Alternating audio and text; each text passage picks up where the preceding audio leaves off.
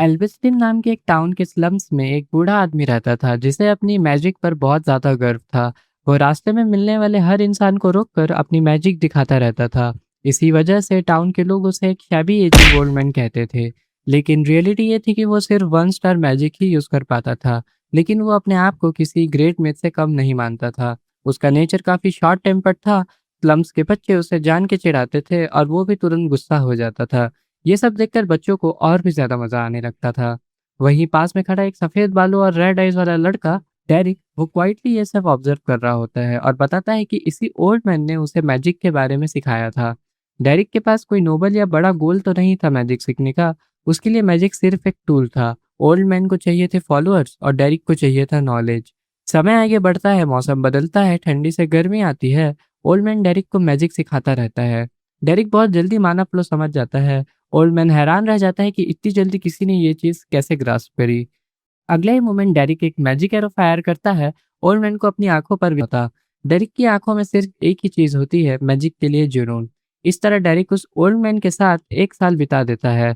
वो उसके लिए हर तरह के काम करता था और धीरे धीरे वो खुद एक वन स्टार मेज बन जाता है। एक रात दोनों हट के अंदर डिनर कर रहे होते हैं। ओल्ड मैन शराब पीते हुए डेरिक से कहता है कि एल्बस्टीन के नॉर्डर वॉल्स के उस पार नोबल बच्चे अपनी कमिंग ऑफ एज सेरेमनी से पहले ही 3 स्टार तक पहुंच जाते हैं। वो डेरिक को वार्न करता है कि एक ग्लो बॉर्न होने के नाते वो अपनी पूरी जिंदगी लगा दे तो भी उस लेवल तक मुश्किल से पहुंच पाएगा। इसलिए उसे ओवर कॉन्फिडेंट नहीं होना चाहिए, वरना 1 स्टार की वॉल पर जाकर वो कोलैप्स हो जाएगा। डेरिक चुपचाप उसकी बातें सुन रहा होता है। उसके लिए ये सब नया नहीं था। वो सोचता है कि ओल्ड मैन हमेशा ब्लड लाइन के बारे में लंबी बातें करता रहता है। ओल्ड मैन फिर कहता है कि मैजिक सिर्फ ब्लड लाइन पर डिपेंड करता है और चाहे कोई कितनी भी मेहनत कर ले, अगर ब्लड लाइन स्ट्रांग नहीं है तो सब बेकार है। डेरिक के दिमाग में बार बार ये बात डाली गई थी कि नोबल्स और कॉमनर्स के बीच एक ऐसी दीवार है जो कभी क्रॉस नहीं की जा सकती। शायद ये ओल्ड मैन के अपने रिग्रेट का रिजल्ट था, वो सब कुछ जो वो कभी अचीव नहीं कर पाया। उस रात के बाद ओल्ड मैन सो जाता है। डेरिक उसे देखते हुए कहता है कि वो रात अजीब तरह से बहुत लंबी लग रही थी और वो वहां से निकल जाता है। अगली सुबह जब डेरिक वापस आता है तो बारिश हो रही होती है। हट के अंदर जाकर वो देखता है कि ओल्ड मैन मर चुका है। उसके पूरे शरीर पर मार के निशान होते हैं, जैसे किसी ने उसे बुरी तरह से पीटा हो। बाद में डेरिक को पता चलता है कि ओल्ड मैन ने किसी से लड़ाई की थी और इसी वजह से उसकी मौत हो गई। डेरिक खुद मिट्टी खोदकर उसके लिए कब्र बनाता है और उसे वहीं दफन कर देता है। लेकिन सच बाद में सामने आता है, ओल्ड मैन को गार्ड्स ने पीटा था क्योंकि वो एक वेयरहाउस से 2 स्टार मैजिक स्पेल बुक चुराते हुए पकड़ा गया था। किसी को समझ नहीं आता कि एक बूढ़ा आदमी जिसके पास कोई एम्बिशन नहीं बचा, उसने ऐसा क्यों किया। इसी वक्त डेरिक के सामने एक सिस्टम विंडो अपीयर होता है। उसमें लिखा होता है कि उसने बेसिक्स ऑफ मैजिक अनलॉक कर लिया है और अब उसे अपनी primary school of magic choose करनी होगी, जिसे बाद में चेंज नहीं किया जा सकता। यहाँ एक इम्पॉर्टेंट बात समझ में आती है कि डेरिक असल में इस दुनिया का नहीं है। समय आगे बढ़ता है, 4 साल बीत जाते हैं। ओल्ड मैन के मरने के बाद डेरिक को एक नई टीचर मिलती है, कार्टिया फ्लेमहार्ट। वो एक फॉलन नोबल हाउस से बिलोंग करती है और पहले वो एक विस्काउंट फैमिली का हिस्सा थी। वो एक 3 स्टार मेज है और टाउन के मर्सिनरी ग्रुप्स उसे रिक्रूट करना चाहते थे। कार्टिया बेल्डन मर्सिनरी कॉर्प्स ज्वाइन करती है, जहाँ उसकी मुलाकात डेरिक से होती है। वो डेरिक को ट्रेन करती है और उसे 1 स्टार से 3 स्टार तक का पाथ सिखाती है। काटिया उसे कहती है कि एक मेच के लिए आगे बढ़ने की डिजायर होना नेचुरल है और डेरिक में वो टैलेंट क्लियरली है, लेकिन वो वार्न करती है कि एक्सेसिव ग्रिड प्रोग्रेस को स्लो कर देगी। डेरिक सिंपली एक्सेप्ट करता है। ट्रेनिंग के दौरान काटिया उसे गाइड करती है कि वो अपनी आंखें बंद करे, अपने माना को फील करे, उसके फ्लो को समझे और अपनी इमेजिनेशन को रियलिटी में कन्वर्ट करे। काटिया ऑब्जर्व करती है कि डेरिक के पास काफी इनिशिएट माना है और उसका कंट्रोल भी स्टेबल है, शायद उसके फील्ड एक्सपीरियंस की वजह से। एक दिन बार के अंदर ट्रेनिंग के वक्त डेरिक एक ब्रेक थ्रू अचीव करता है। एक जोर की आवाज पूरी जगह गूंज जाती है, जैसे ब्लास्ट हो गया हो। बाकी मर्सिडीज घबरा जाते हैं। काटिया तुरंत डेरिक को वहां से ले जाती है और कहती है कि वो चुप रहे और बस उसके साथ चलते रहे। थोड़ी दूर जाकर कैटिया डेरिक को समझाती है कि नोबल्स अपने प्रिविलेजेस को लेकर बहुत ज़्यादा सेंसिटिव होते हैं और मैजिक उनका सबसे बड़ा प्रिविलेज है। कॉमनर्स के लिए 3 स्टार तक पहुंचना बहुत रेयर होता है और जो पहुंचता है वो अपनी पूरी ज़िंदगी डेडिकेट कर देते हैं। वो डेरिक ने अभी यूज़ किया था वो एक 3 स्टार डेल्यूजन टाइप स्पेल था जिसका नाम है ऑडिटरी हेल्यूसिनेशन। 14 साल की एज में डेरिक 2 स्टार मेज बन जाता है। सिस्टम कंफर्म करता है कि अब वो 2 स्टार मैजिक यूज़ कर सकता है और उसने ऑडिटरी हेल्यूसिनेशन ऑब्टेन कर लिया है। इसके बाद काटिया और डेरिक साथ में ट्रैवल करते हैं, मर्सिनरी एक्सपेडिशंस कंप्लीट करते हैं। काटिया उसे नए स्पेल्स सिखाती है और अपने नोबल पास्ट के एक्सपीरियंस शेयर करती है। 1 साल बाद काटिया को एल्वेस्टर नाम के एक पावरफुल नोबल हाउस से ऑफर मिलता है। ये एक ऐसा हाउस है जिसे कैपिटल का ग्रैंड ड्यूक भी रिस्पेक्ट करता है। काटिया के लिए ये अपॉर्चुनिटी रिजेक्ट करना पॉसिबल नहीं होता। वो जाने से पहले डेरिक को एक 2 स्टार स्पेल बुक गिफ्ट करती है। अगले साल डेरिक खुद से ही 2 स्टार मैजिक मास्टर कर लेता है, सिर्फ 16 की एज में, और वो रुकने वाला नहीं होता। बेल्डन मर्सिनरी कॉर्प्स में डेरिक एक मर्सिनरी के रूप में काम करता है। वहाँ जेडन उसे एक रिक्वेस्ट के बारे में बताता है, हाउस डुप्लिन का। जेडन बहुत एक्साइटेड होता है क्योंकि डुप्लिन एक पावरफुल ग्रैंड डची है जो गोल्ड को पानी की तरह यूज करता है। वो कहता है कि अगर ये जॉब मिल गई तो फ्यूचर में कनेक्शंस बन सकते हैं। डेरिक इसमें इंटरेस्ट नहीं दिखाता, वो पूछता है कि काम क्या है। जेडन बताता है कि बस कुछ मॉन्स्टर को टेरिटरी के आउटस्कर्ट में मारना है। डेरिक को यह सस्पिशियस लगता है, इतनी बड़ी फैमिली एक छोटे मर्सिनरी ग्रुप को क्यों हायर करेगी। वो मना कर देता है और वहां से निकलने लगता है। जेडन उसे रोकता है और कहता है कि वो किसी और को नहीं बुला सकता क्योंकि मेजेस रेयर होते हैं। डेरिक ही एक है जो ये काम कर सकता है। डेरिक फिर भी मना करता है, लेकिन जेडन गोल्ड को एडवांस में उसकी तरफ फेंकता है। डेरिक उसे तुरंत कैच कर लेता है। सीन शिफ्ट होता है जहां क्लाइंट्स डेरिक को देखते हैं और डाउट करते हैं कि इतना छोटा लड़का कैसे काम करेगा, लेकिन एक हुडेड नोबल लड़की के कहने पर वो रुक जाते हैं। मिशन के दौरान डेरिक बिना मैजिक यूज किए 4 आर्म्ड गॉब्लिन्स को आसानी से मार देता है। क्लाइंट क्लियरली इम्प्रेस होते हैं, स्पेशली वो हुडेड लड़की। वापस आकर डेरिक एनालिसिस करता है कि तीनों क्लाइंट्स झूठ बोल रहे हैं, उनके रोल्स फेक थे। जेडन उसे रोकता है और कहता है कि मर्सिनरीज का काम सिर्फ जॉब करना है और पैसे लेने हैं, ज़्यादा इन्वेस्टिगेट करना नहीं। डेरिक एग्री करता है। अगले दिन फिर से मिशन कंप्लीट होता है और इस बार उन्हें 2 गोल्ड कॉइन्स मिलते हैं। क्लाइंट डेरिक को एक नया ऑफर देते हैं 15 गोल्ड कॉइन्स का। डेरिक एक्सेप्ट कर लेता है। वो लोग ग्रैंड डची ऑफ ड्यूप्लेन पहुंचते हैं। वहां जाकर सच रिवील होता है, जो लोग पहले डिस्गाइज में थे वो एक्चुअली हाई रैंकिंग नोबल्स होते हैं। एक ओल्ड मैन अपना इंट्रोडक्शन देता है कि वो ग्रैंड स्टीवर्ड है। एक लेडी बताती है कि वो ग्रैंड ड्यूक की हेडमेड है और डेरिक समझ जाता है कि उन्होंने अपनी असली आइडेंटिटी छुपाई थी। तभी वो हुडेड नोबल लड़की अपने आइडेंटिटी रिवील करती है, एस्लिन एलेनोर डुप्लिन। वो डेरिक से कहती है कि वो उसे अपनी छोटी बहन डिएला के लिए मैजिक ट्यूटर अपॉइंट करना चाहती है। ये सुनकर डेरिक शॉक हो जाता है। एक कॉमनर मर्सिनरी से सीधा नोबल फैमिली का ट्यूटर बनना, ये कम्प्लीटली अनएक्सपेक्टेड टर्न था। सीन शुरू होता है एक गर्मा गर्म बहस से, जहां ग्रैंड डुक का बेटा राइज अपने पिता पर चिल्लाते हुए कहता है कि उन्हें अपनी छोटी बहन डिएला को घर से निकाल कर किसी मोनेस्ट्री भेज देना चाहिए। राइज का गुस्सा जायज था क्योंकि डिएला थक की तरह बिहेव कर रही थी। पिछले 1 महीने में उसकी बदतमीजी की वजह से 10 सर्वेंट्स नौकरी छोड़ चुके थे और वो लोगों पर हाथ तक उठा रही थी। पर ग्रैंड ड्यूक साफ कर देते हैं कि डिएला को निकालने का फैसला रायग नहीं बल्कि वो खुद करेंगे। इसी टेंशन के बीच एसिलिन डेरिक को लेकर वहां पहुंचती है। कॉरिडोर में उन्हें राइज मिलता है जो गुस्से में वहां से निकल रहा होता है। डेरिक नोटिस करता है कि एक मेड जो रो रही है और एक बेटा जख्मी है, मतलब सिचुएशन काफी बिगड़ चुकी है। जब डेरिक ग्रैंड ड्यूक के सामने जाता है, ड्यूक उसकी कम उम्र देखकर सवाल करते हैं कि क्या उसे मैजिक की समझ भी है। डेरिक हम्बल बनने की कोशिश करता है पर ड्यूक उसे वार्न करते हैं, ज्यादा ह्यूमिलिटी दिखाने की जरूरत नहीं है, ये 5 स्टार मैच के सामने काम नहीं आएगी। डेरिक समझ जाता है कि ड्यूक की नजर उसे आर पार देख रही है। डेरिक ड्यूक को सीधा बताता है कि वो एक मर्सिनरी है और उसका मिशन डिएला को मैजिक सिखाना है ताकि वो हाई सोसाइटी में एंटर कर सके। पर डेरिक वहां से जाने से पहले ड्यूक से एक ऐसी अथॉरिटी मांगता है जो किसी ट्यूटर को नहीं मिलती। वो ड्यूक से पूछता है कि आप मुझे डिएला को सुधारने के लिए कितनी अथॉरिटी देने को तैयार हैं। ड्यूक को उसकी आंखों में वो स्ट्रीट स्मार्टनेस दिख जाती है जो सिर्फ एक मर्सिनरी के पास होती है। बाहर जेडन और एसिलिन बातें कर रहे होते हैं। एसिलिन को लगता है कि डेरिक काफी रिफाइंड और हम्बल है और वो डिएला के प्यार से हैंडल कर लेगा, पर जेडन उसे रियलिटी चेक देता है। लेडी एसिलिन कि डेरिक वो लड़का है जो सड़कों पर बड़ा हुआ है और अडल्ट होने से पहले एक मर्सिनरी बन गया। तो आपको लगता है कि क्या वो काइंडनेस से इस लेवल पर सरवाइव करता आ रहा है। जब डेरिक डिएला के कमरे में एंटर करता है तो उसका स्वागत किसी फूलों से नहीं बल्कि गंदे गर्म पानी से होता है। डिएला सीधा उसके मुंह पर वो गंदा पानी डाल देती है और उसे सीवर रेड बोलकर जलील करती है। वो उसे लात मारती है और उसे कहती है कि उसकी औकात नहीं है किसी नोबल को सिखाने की। वो डेरिक का मजाक उड़ाते हुए कहती है कि गटर का पानी उस पर सूट करता है।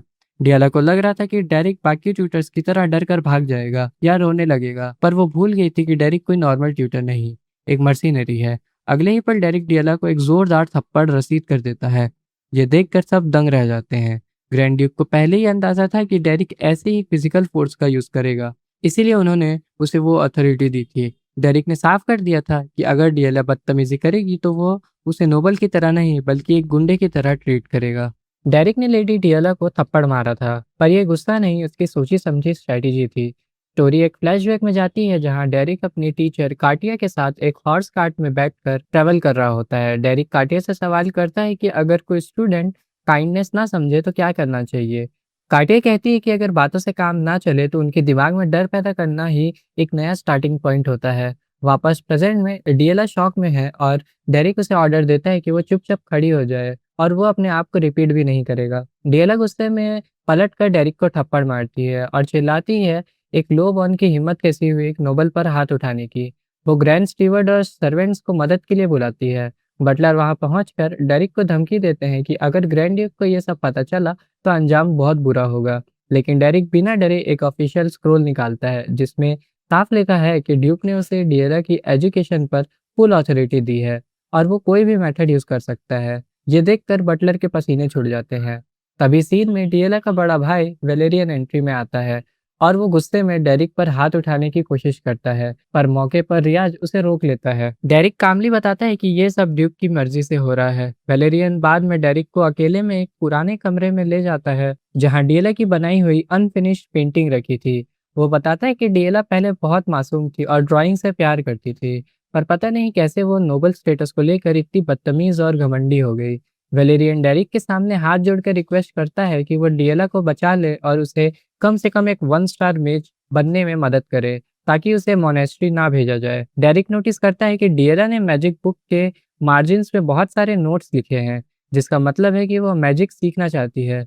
रात को डेरिक डियला के कमरे में घुसकर उस पर ठंडे पानी का बाल्टी उलट देता है। डियला नाइटमेयर से जगती है और घबरा जाती है, पर डेरिक उसे जबरदस्ती पकड़कर फॉरेस्ट की तरफ ले जाता है। डियला उसे सीवर रेड बोलकर चिल्लाती है, पर डेरिक उसे कहता है कि उसे मैजिक सीखने में कोई इंटरेस्ट नहीं है। पर डेरिक उसे कहता है कि उसे मैजिक सिखाने में कोई इंटरेस्ट नहीं है, वो बस घमंडी नोबल्स को पीटने का बहाना ढूंढ रहा था। डेरिक अपनी तलवार निकाल कर डियला को धमकाता है कि कॉमनर की जान की कोई कीमत नहीं होती, इसलिए वो उसे मार कर भाग भी सकता है और उसे कोई पकड़ने भी नहीं आएगा।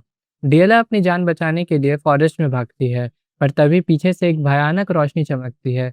डेरिक एक 2 स्टार फायर स्पेल कास्ट करता है। डियला हैरान है कि एक कॉमनर 2 स्टार मैजिक कैसे यूज कर सकता है। एक बड़ा ब्लास्ट होता है और धुएं के बीच से डेरिक बाहर निकलता है और एक कोल्ड स्माइल के साथ कहता है, लगता है कि मैंने मिस कर दिया। डेरिक ने साफ कर दिया है कि डियला के पास अब सिर्फ 2 रास्ते हैं, या तो मैजिक सीखो या मौत के लिए तैयार रहो। डेरिक ने लेडी डियला को मौत के डर से फॉरेस्ट में भगाया था। धुएं और ब्लास्ट के बीच से निकलकर वो उसे पल पल ट्रैक करता है। डियला जमीन पर गिरी हुई है और दर्द से कराह रही है। डेरिक दूर से उसे ऑब्जर्व करते हुए कहता है कि वो काफी अच्छा मूव करती है, इतना अच्छा कि बिलीव करना मुश्किल है कि ये वही लड़की है जो दिन भर एनेक्स में बंद रहती है। डियला फॉरेस्ट में अपनी जान बचाने के लिए भाग रही है, पर उसके दिमाग में एक ही सवाल है, क्या मैं इस शख्स से कभी बच पाऊंगी। उसे एहसास होता है कि अगर वो सिर्फ भागती रही तो पकड़ी जाएगी। डेरिक नोटिस करता है कि ये वही फॉरेस्ट है जो डियला ने अपनी पेंटिंग्स में बनाया था। बचपन से यहाँ खेलते खेलते डियला ने बिना जाने इस वास्ट नेचर की माना एनर्जी को महसूस किया और उसे कैनवास पर उतारा था। तभी अचानक डियला एक बड़ा पत्थर लेकर डेरिक पर जंप मारती है। डेरिक उसे इस हौसले की तारीफ करता है। मौत सामने देखकर डर कर भागने की जगह डियला ने उल्टा अटैक करने का फैसला किया। डेरिक उसे धूल चटाते हुए उस पर तलवार रख देता है और पूछता है क्या कोई आखिरी ख्वाहिश है। डियला रोती नहीं बल्कि गुस्से में कहती है कि वो नोबल्स की तरह पैथेटिक माफी नहीं मांगेगी, वो उसे मार दे। डेरिक उसे सवाल करता है कि वो ब्लड लाइन को लेकर इतनी ऑब्सेस्ड क्यों है। डियला का दर्द फट पड़ता है। वो रोती हुई चिल्लाती है कि अगर उसे ये ब्लड लाइन छीन ली जाए तो उसके पास कुछ नहीं बचेगा। उसने मैजिक पेंटिंग हर चीज में कोशिश करी, पर वो हर बार नाकामयाब रही। उसके लिए उसका नोबल होना ही उसकी आखिरी पहचान है। डेरिक बिना कुछ कहे अपनी तलवार मूनलाइट स्काई की तरफ उठाता है। उसकी तलवार से एक भयानक ब्लू ऑरा निकलता है। तभी डर से कांपती हुई डियला के हाथों पर अचानक मैजिक निकलने लगता है। वो इतने वक्त से मैजिक इसलिए नहीं सीख पा रही थी क्योंकि नोबल्स हमेशा डिसिप्लिन स्कूल से सीखते हैं, जबकि डिएला का नेचर वाइल्ड स्कूल है, नेचर से कनेक्टेड होने वाली। डेरिक ने उसे वही ठंडा पानी फेंक कर और मौत का डर दिखाकर उसके अंदर की नेचुरल माना को ट्रिगर कर दिया था।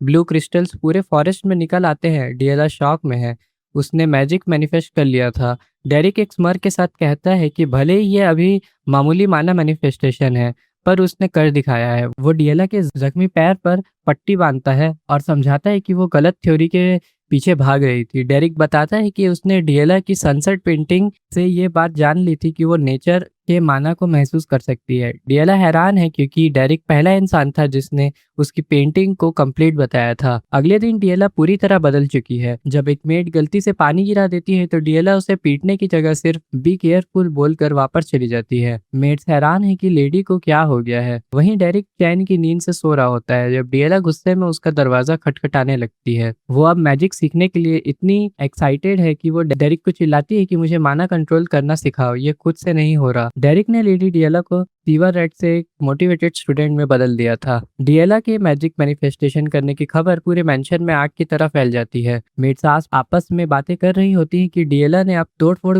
बंद कर दिया है और वो पहले से काफी काम हो गई है। ये सुनकर डिएला का भाई रियाज सस्पिशियस हो जाता है, पर जब वो अपने पिता ग्रैंड ड्यूक के पास जाता है तब पता चलता है कि ड्यूक इस प्रोग्रेस से काफी सुकून में है। रियाज अभी भी जिद पर है कि डिएला को मोनेस्ट्री भेज देना चाहिए, पर उनका बड़ा भाई वेलेरियन उसे टोक देता है कि उसे अपनी बहन की तारीफ करनी चाहिए। रियाज को डर है कि डिएला की पुरानी गलतियां इतनी आसानी से भुलाई नहीं जा सकती। एनेक्स में डिएला गुस्से में पाउटिंग कर रही होती है। डेरिक उसे समझाता है कि सिर्फ मैजिक मैनिफेस्टेशन करना काफी नहीं है, अगर उसने बिना कंट्रोल के इसे यूज किया तो ये बैकफायर भी कर सकता है। डेरिक उसे रश करने और पढ़ने की सलाह देता है, पर डिएला उसे स्टफी टीचर बोलकर मजाक उड़ाती है। डेरिक उसे बताता है कि वो wild school nature based magic के लिए बनी है क्योंकि उसकी नेचर फ्री स्पिरिटेड है।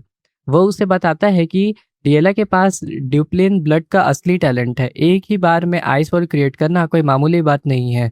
डिएला को पहली बार एहसास होता है कि वो शायद सच में टैलेंटेड है, भले ही डेरिक उसे जीनियस मानने से इनकार कर दे। अगले दिन से डिएला मैजिक सीखने के लिए पागल हो जाती है। वो हर वक्त डेरिक के पीछे पड़ी रहती है। कभी डायरेक्शन सही नहीं होती तो कभी कोल्ड एनर्जी महसूस नहीं होती। डेरिक शांति से बैठकर ड्यूक की दी हुई स्पेल्स बुक पढ़ता रहता है।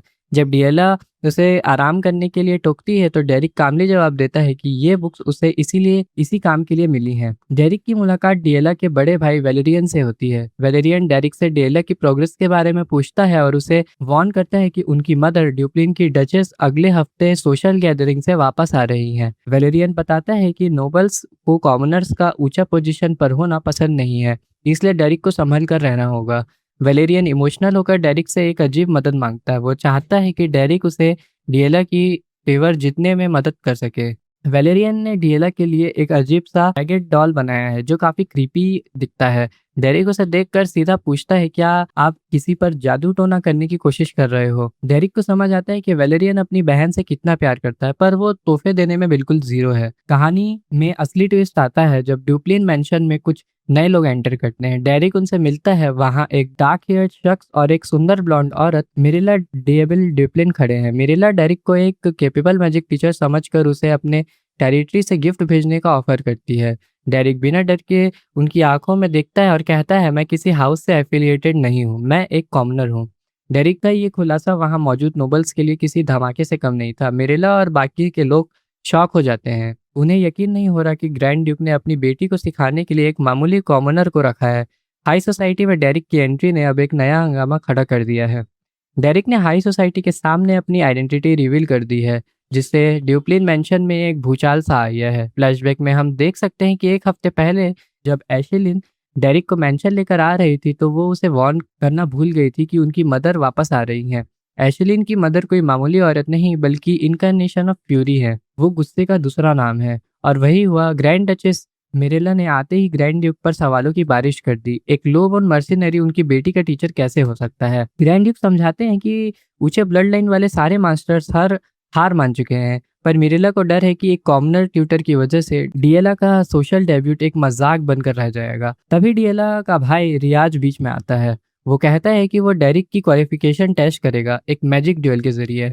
ग्रैंड ड्यूक रियाज को तुरंत रोक देते हैं क्योंकि उन्हें पता है कि डेरिक एक रियल डील मेज है, पर रियाज हार नहीं मानता। वो एक नया और खतरनाक रास्ता ढूंढता है। वो कहता है कि अगर डेरिक इतना ही अच्छा टीचर है तो वो डीएला से ड्यूएल करेगा ताकि ये वेरीफाई हो सके कि उसने क्या सिखाया है। रियाज अंदर से डीएला से नफरत करता है। वो वेलेरियन से कहता है कि डीएला का ब्लड उनके खानदान को डुबा रहा है और वो उसे हमेशा के लिए एनेक्स में बंद या मोनेस्ट्री भेजना चाहता है। उसका मकसद सिंपल है, ड्यूएल में डीएला को इतनी बुरी तरह कुचलना कि वो दोबारा कभी सर ना उठा सके। एनेक्स में डीएला घबराती हुई डेरिक के पास दौड़ती है और चिल्लाती है कि अगर वो ड्यूएल हार गई तो डेरिक को फायर कर दिया जाएगा। पर डेरिक एकदम ठंडा जवाब देता है, मैं एक मर्सिनरी हूँ, मुझे मेरा पेमेंट मिल चुका है, फायर्ड होना मेरे लिए कोई बड़ी बात नहीं है। डीएला ये सुनकर टूट जाती है। उसकी आंखों में आंसू आ जाते हैं और वो पहली बार अपनी नोबल प्राइड छोड़कर डेरिक के सामने गिड़गिड़ाती है। वो कहती है कि वो एक बुरी स्टूडेंट हो सकती है पर वो सिर्फ डेरिक से ही मैजिक सीखना चाहती है, वो किसी और टीचर को नहीं चाहती। डेरिक का दिल शायद पिघलता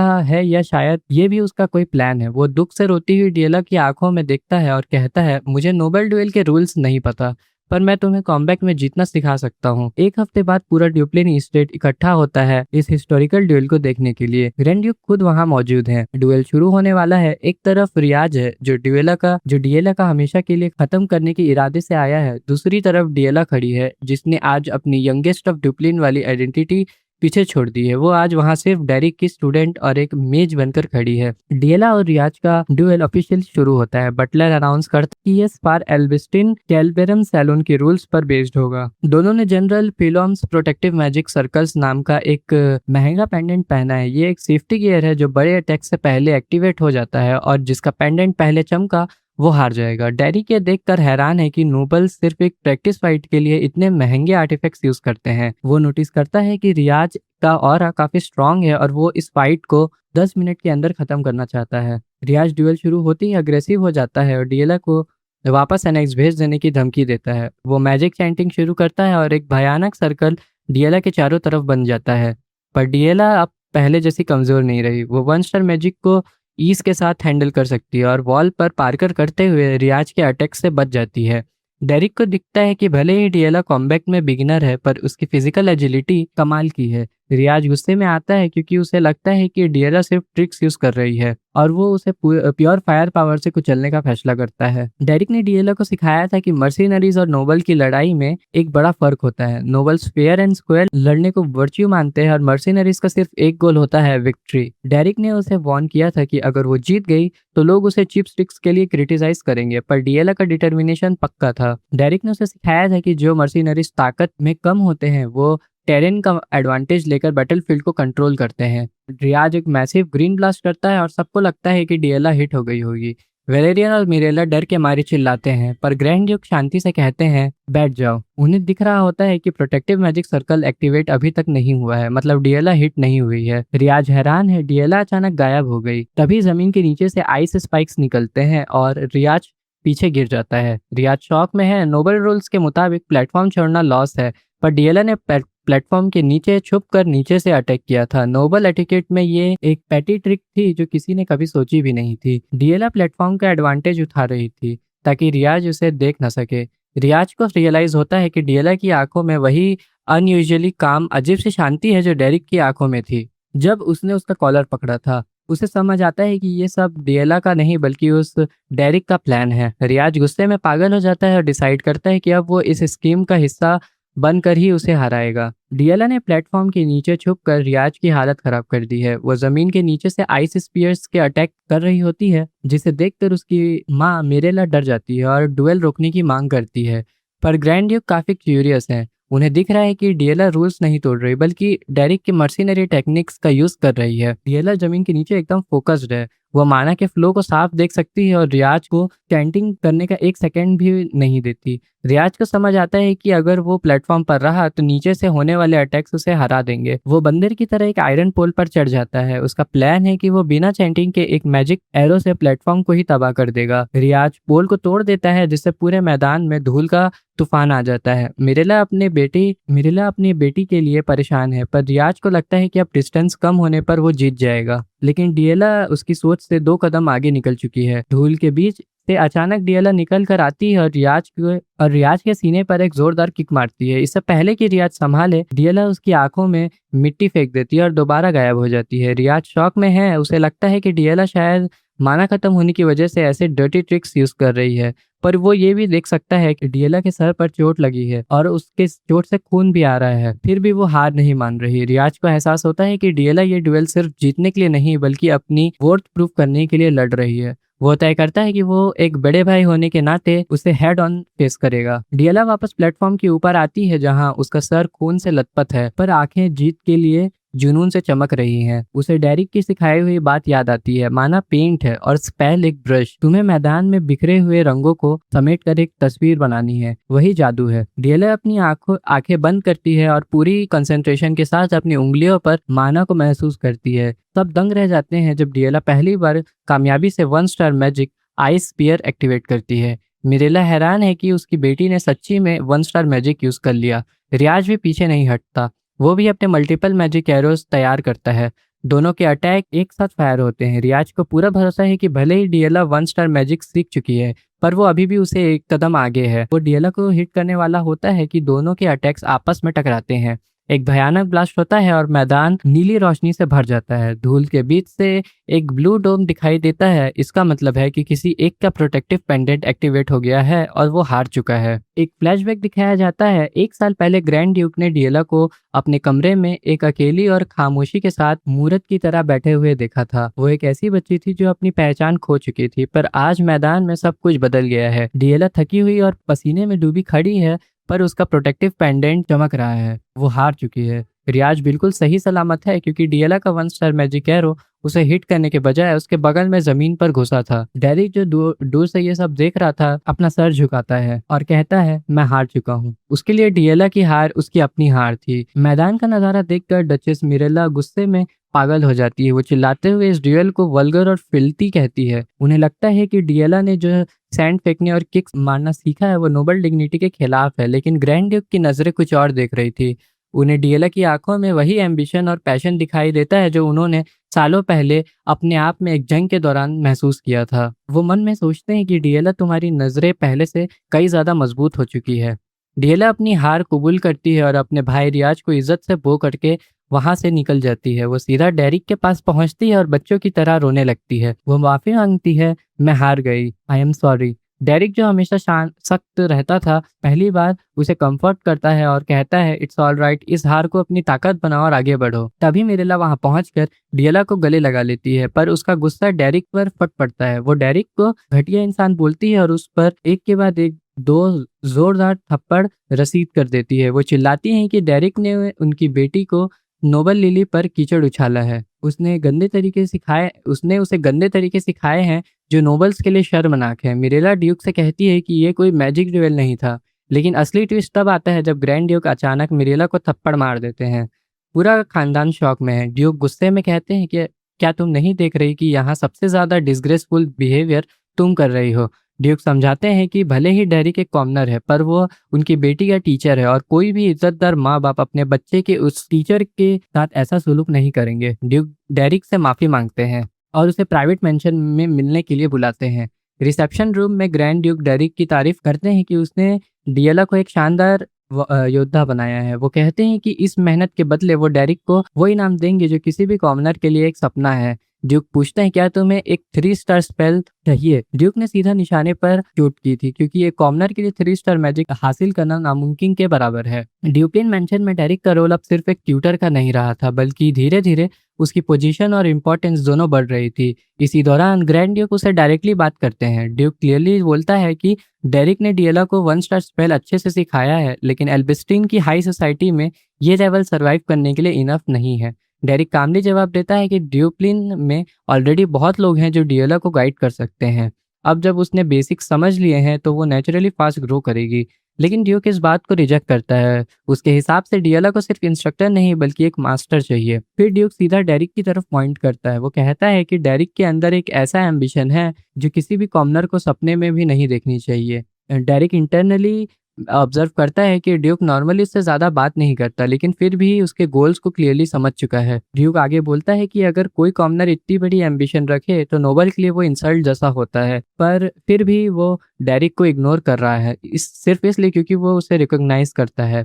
डेरिक कंफर्म करता है कि उसका एम 3 स्टार से आगे 4 स्टार या उससे भी ऊपर जाना है। ड्यूक इस बात को एक्सेप्ट करता है, लेकिन एक कंडीशन के साथ। वो कहता है कि अगर डेरिक के पास ऐसे इंटेंशंस है तो वो ज़्यादा देर तक यहाँ रुक नहीं सकता। डेरिक ऑलरेडी मेंटली प्रिपेयर्ड है मेंशन छोड़ने के लिए, और वो इस बात को एक्सेप्ट भी करता है। तब ड्यूक एक और ऑफर देते हैं। वो कहते हैं कि डेरिक को डिएला को थोड़ा और टाइम तक सिखाना होगा। साथ ही वो एक टेम्पटिंग चीज़ ऑफर करते हैं, एक 3 स्टार स्पेल बुक। ये बात डेरिक का इंटरेस्ट तुरंत कैप्चर कर लेती है। उसके लिए ये एक बड़ा अपॉर्चुनिटी था। वो बिना हेसिटेट किए एक्सेप्ट कर लेता है। अगला सीन ड्यूप्लिन के लाइब्रेरी का होता है, एक मैसिव रूम जो सिर्फ बुक से भरा हुआ है। डेरिक वहां एंटर करता है और एक के बाद एक बुक्स देखने लगता है। वो शॉक हो जाता है ये देखकर कि नोबल के पास कितनी रिसोर्सेज अवेलेबल होती हैं। वो रियलाइज करता है कि बहुत लोग अपनी पूरी जिंदगी में एक 2 स्टार बुक्स स्पेल बुक भी नहीं पा पाते, और यहाँ पर multiple 3 star spell books easily available हैं। इसी मोमेंट में डेरिक डिसाइड करता है कि उसके पास मेंशन में रुकने का एक और स्ट्रॉन्ग रीज़न है। इसके पैरेलल डिएला का सीन आता है। स्काई क्लियर है, बर्ड्स फ्लाई कर रहे हैं, और डिएला खुद पर प्राउड फील कर रही होती है कि वो फाइनली 1 स्टार मेज बन गई है। वो एक्साइटमेंट में खुद को अनाउंस करती है। डेरिक साइड में बैठकर कामली उसकी बात सुनता है और कहता है कि टेक्निकली वो 1 स्टार मेज तभी बनेगी जब वो कंसिस्टेंटली स्पेल कास्ट कर सके। ये सुन के डिएला का एक्साइटमेंट थोड़ा ब्रेक हो जाता है, और वो कंप्लेन करती है कि उसका अचीवमेंट सेलिब्रेट क्यों नहीं किया जा रहा। डेरिक सीधा बोलता है कि ये कोई अर्ली अचीवमेंट नहीं था, इसलिए उसमें कुछ स्पेशल नहीं है। डिएला थोड़ा फ्रस्ट्रेट होती है, लेकिन बात चेंज हो जाती है जब डेरिक कैजुअली मेंशन करता है कि वो कुछ दिन पहले बहुत रो रही थी। ये सुन के डिएला एम्बेरस हो जाती है और तुरंत डिनाई करती है कि वो सिर्फ डस्ट की वजह से था। वो ये भी बोलती है कि उसने सोचा था डेरिक को मेंशन से निकाल दिया जाएगा, इसलिए वो अपसेट थी। डेरिक टॉपिक को चेंज करता है और ट्रेनिंग स्टार्ट करने को कहता है। वो डिएला को बताता है कि वो जल्दी ग्रो करेगी और नए 1 स्टार स्पेल्स भी सीख लेगी। डिएला तुरंत एक्साइटेड हो जाती है और अलग अलग स्पेल्स के नाम लेने लगती है, mana arrow, wind blade, ice spear. लेकिन डेरिक उसकी एक्साइटमेंट कट कर देता है और बोलता है कि वो माना मैनिफेस्टेशन प्रैक्टिस करेंगे। डिएला कंफ्यूज हो जाती है और पूछती है कि क्यों। डेरिक एक्सप्लेन करता है कि फंडामेंटल सबसे इंपॉर्टेंट होते हैं, अगर बेस स्ट्रांग नहीं होगा तो आगे का ग्रोथ यूजलेस हो जाएगा। डिएला रिलेक्टेंटली मान जाती है, लेकिन क्लियरली डिसअपॉइंटेड होती है। ट्रेनिंग के दौरान डेरिक ऑब्जर्व करता है कि डिएला अब उसकी बात बिना आर्ग्यू किए फॉलो कर रही है। जब वो इस बात पर कमेंट करता है तो डिएला डिफेंसिव हो जाती है और कहती है कि वो पहले से ही उसकी रिस्पेक्ट करती थी। डेरिक को तुरंत उसका फर्स्ट मीटिंग याद आता है जहाँ डिएला ने उसके ऊपर 2 बार गंदा पानी डाला था। इस बात पर डिएला ऑकवर्ड हो जाती है कि और टॉपिक चेंज कर देती है। रात हो जाती है और ट्रेनिंग कंटिन्यू होती है। डिएला फिजिकली एग्जॉस्टेड हो जाती है, लेकिन फिर भी प्रैक्टिस करते रहती है। ये क्लियरली दिखाता है कि वो सीरियस है इम्प्रूव करने के लिए। इसी दौरान डेरिक कैजुअली मेंशन करता है कि डिएला जल्द ही बिजी होने वाली है। ये सुन के डिएला बताती है कि उसके एटिकेट क्लासेस नेक्स्ट वीक से स्टार्ट होने वाले हैं। डेरिक कहता है कि ये तो अच्छी बात है क्योंकि अब वो एक प्रॉपर नोबल एजुकेशन रिसीव करेगी, लेकिन डिएला इससे बिल्कुल हैप्पी नहीं थी। वो कंप्लेन करती है कि उसे इतने सारे सब्जेक्ट्स पढ़ने पड़ेंगे, etiquettes, language, history, piano, swing. वो क्लियरली बोलती है कि उसे सिर्फ मैजिक पढ़ना है। डेरिक का आंसर सिंपल होता है, अगर वो मैजिक पढ़ना चाहती है तो वो पढ़ सकती है। दोनों रात के टाइम में बैठकर बात करते रहते हैं। डेरिक कहता है कि ग्रैंड ड्यूक ने उसे हायर किया है, इसलिए उसके पास काफ़ी फ्रीडम है। डिएला डाउट करती है कि क्या सच में इतना टाइम मिलेगा। वो बताती है कि उसकी मदर मिरेला डेरिक को पसंद नहीं करती और उसे मेंशन से निकालना चाहती है। डेरिक रीज़न पूछता है। डिएला बताती है कि मिरेला को लगता है कि डेरिक जैसे लोप और मर्सिनरी के इन्फ्लुएंस से वो अपनी नोबल डिग्निटी खो देगी। डेरिक इस प्रॉब्लम का सिंपल सॉल्यूशन देता है, जस्टिफिकेशन रिमूव कर दो। अगले दिन मिरेला मेंशन में वॉक कर रही होती है और डेरिक के बारे में सोच रही होती है। उसके माइंड में डेरिक का इमेज एक रफ अनकल्चर्ड मर्सिनरी जैसा होता है। वो इमेजिन करती है कि डिएला भी उसके इन्फ्लुएंस से वैसी बन जाएगी। वो डिसाइड करती है कि उसे कुछ करना होगा डेरिक को हटाने के लिए। तभी डिएला उसके सामने आ जाती है। मिरेला उससे प्यार से हक करने जाती है, लेकिन नेक्स्ट मोमेंट में वो शॉक हो जाती है। उसके सामने जो डिएला खड़ी थी वो बिल्कुल अलग थी। उसका बिहेवियर कम्प्लीटली चेंज हो चुका था। वो एक परफेक्ट नोबल लेडी की तरह एलिगेंट तरीके से ग्रीट करती है। वो पोलाइटली पूछती है कि क्या उसकी मदर ने अच्छा रेस्ट किया। वो अपने इंजरीज की वजह से पहले मिल ना पाने की रिग्रेट भी एक्सप्रेस करती है। मिरेला स्पीचलेस हो जाती है। डिएला कामली बताती है कि उसके पास आज पियानो लेसन्स है और वो बिजी है। फिर वो प्रॉपरली एटिकेट फॉलो करते हुए परमिशन लेकर वहां से निकल जाती है। मिरेला कंफ्यूज हो जाती है और पूछती है कि क्या एटिकेट क्लासेस ऑलरेडी स्टार्ट हो गए हैं। डिएला आंसर देती है कि नहीं, लेकिन वो ऑलरेडी प्रिपेयर हो रही है। उस मोमेंट में मिरेला को अपनी बड़ी बेटी एशलीन का याद आ जाता है, जो परफेक्ट नोबल लेडी है। पूरे ड्यूप्लिन मेंशन में ये चेंज नोटिस होता है। जो डिएला पहले रेबिलियस थी, वो अब कम्प्लीटली कंपोज्ड और एलिगेंट हो गई है। वो सिर्फ बिहेवियर में ही नहीं बल्कि एटीट्यूड में भी चेंज दिखा रही है। वो सर्वेंट से पोलाइटली बात करती है, उनकी कंसर्न करती है और उनके ओवरवर्क ना करने की एडवाइस देती है। ये सब देखकर क्लियर हो जाता है कि डेरिक ने सिर्फ मैजिक नहीं सिखाया बल्कि इनडायरेक्टली डिएला की पर्सनैलिटी को भी शेप किया है। एल्बिस्टिन के नोबल डिस्ट्रिक्ट के गार्डन में सीन शिफ्ट होता है, जहां हाई सोसाइटी की लेडीज अपनी यूजुअल टी गैदरिंग एंजॉय कर रही होती हैं। यहाँ प्रेजेंट होती है हाउस बेलीमेल्ट की सेकेंड डॉटर एलिनेट और हाउस वेल्टेस की डिनाइस। दोनों के बीच बातें चल रही होती हैं कि लेकिन उनका फोकस एक ही जगह पर है, हाउस ड्यूप्लिन। एलिनेट कैजुअली बात शुरू करती है, लेकिन उसकी टोन में क्यूरियोसिटी क्लियर होती है। वो एशलिन से कहती है कि रिसेंटली रोसिया सैलून के इन्वायरमेंट काफी लाइवली हो गया है और पिछली गैदरिंग में एशलिन काफी वरीड लग रही थी। एशलिन कामली रिप्लाई करती है कि वो बस थोड़ी बिजी थी, लेकिन अब ज्यादातर प्रॉब्लम सॉल्व हो चुका है। एलिनेट तुरंत उस र्यूमर को मेंशन करती है जिसमें सुना गया था कि एशलिन खुद नोबल डिस्ट्रिक्ट से बाहर गई थी किसी को ढूंढने के लिए। ये बात हाई सोसाइटी के लिए अनयूजुअल है, क्योंकि नोबल्स रेयरली खुद ऐसे काम करते हैं। एशलिन बिना हेसिटेशन के रिवील करती है कि वो अपनी छोटी बहन डिएला के लिए एक मैजिक टीचर ढूंढने गई थी। ये सुनते ही एलिनेट टॉक हो जाती है। उसके लिए ये समझना मुश्किल है कि ड्यूप्लिन जैसे पावरफुल हाउस की डॉटर खुद ऐसी टीचर को ढूंढने जाए। इसका मतलब वो टीचर एक्स्ट्रा ऑर्डिनरी होना चाहिए। डिनाइस भी इंटरेस्ट लेती है और स्पेसिफिकली डिएला के बारे में पूछती है, क्योंकि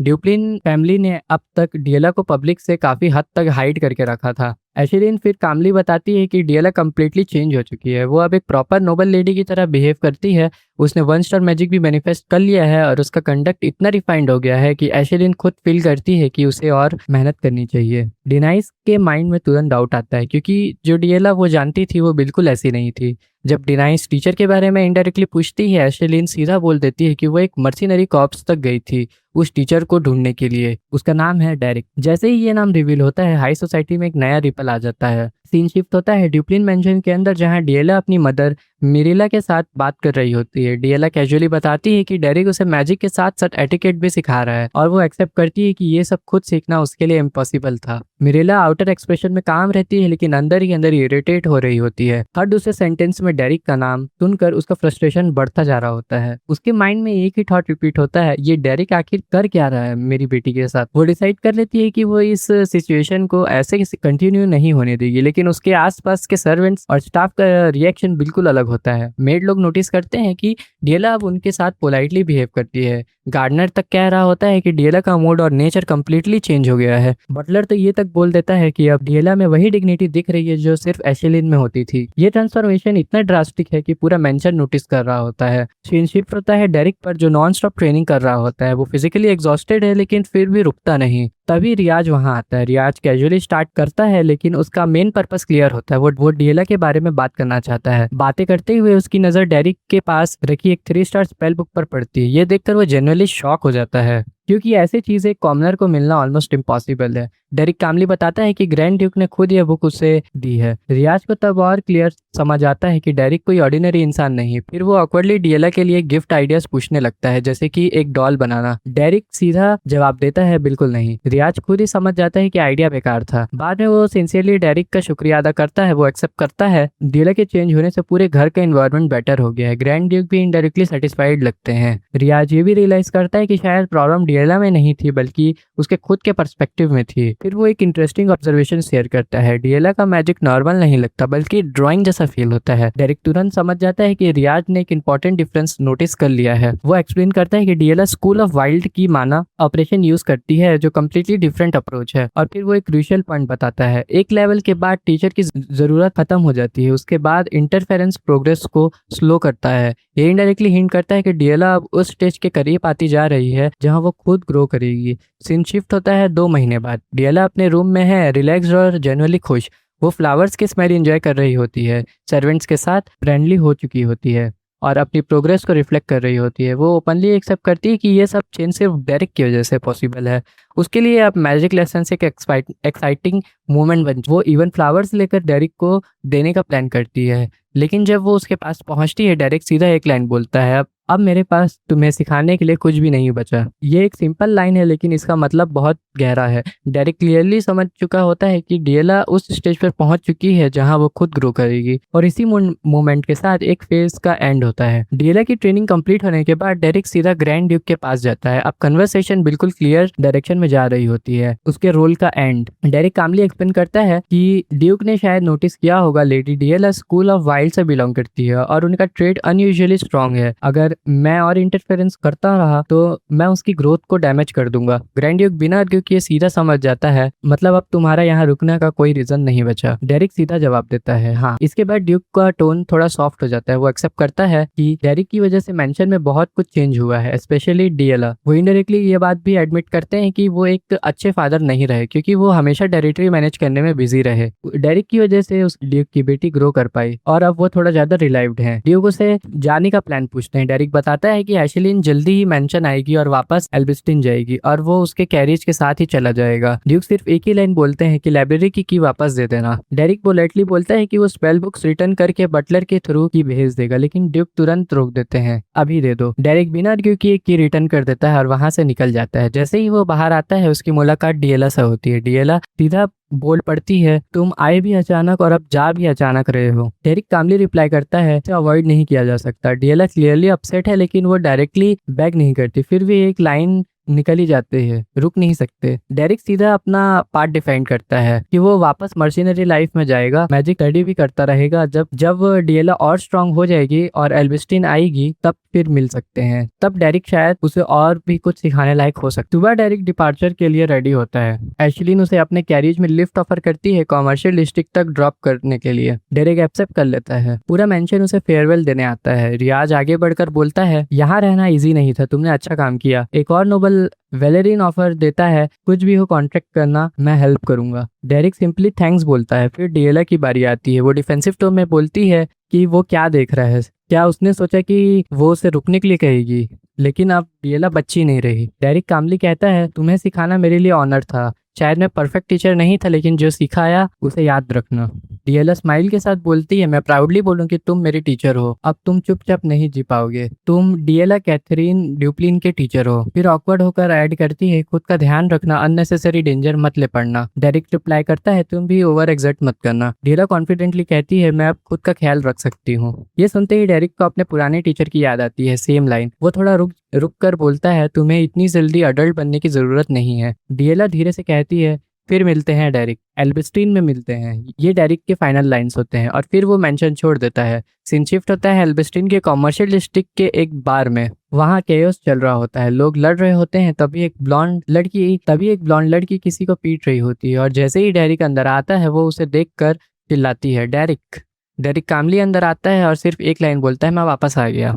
बेल्डन ट्रेवन में सीन शिफ्ट होता है। डेरिक का प्रॉपर कमबैक होता है। जेडन उसके लिए वेलकम ड्रिंक निकालता है, हनी वाइन, और कैजुअली बोलता है कि ये नोबल्स वाली ड्रिंक है, लेकिन डेरिक को पहले से पसंद थी। डेरिक सिंपल थैंक यू बोलकर ड्रिंक ले लेता है। वहीं पिलाइन, जो हमेशा ब्लंट रहती है, उसे देखकर टॉन्ट मार देती है। वो नोटिस करती है कि डेरिक पहले से ज्यादा पेल लग रहा है और उसे चिढ़ाते हुए बोलती है कि नोबल्स के साथ रहकर तुम लोग कोई अजीब ड्रग्स लेते हो क्या। डेरिक यूजुअल काम टोन में रिप्लाई करता है कि उसने बस काम किया, कुछ खास नहीं हुआ।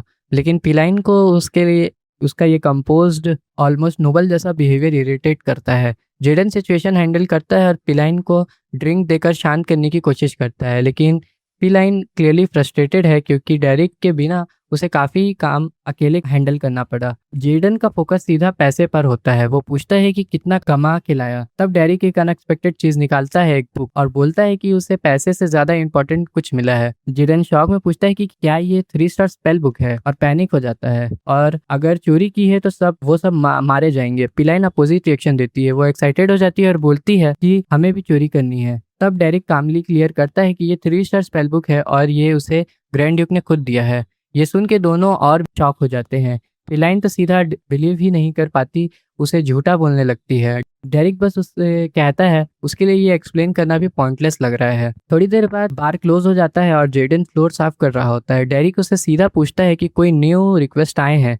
जेडन हैरान हो जाता है कि डेरिक अभी-अभी वापस आया है और तुरंत काम चाहिए। डेरिक रीज़न देता है कि उसे लग रहा है कि उस एज थोड़ी डल हो गई है, इसलिए वो इमीडिएटली काम स्टार्ट करना चाहता है। जेडन बताता है कि मेजेस की डिमांड हमेशा हाई रहती है, काम की कमी नहीं रहती। डेरिक सीधा बोलता है कि कल से स्टार्ट करना है। इसके बाद मॉन्टेज टाइप प्रोग्रेशन होता है जहाँ डेरिक कंटिन्यूअसली मिशन करता है।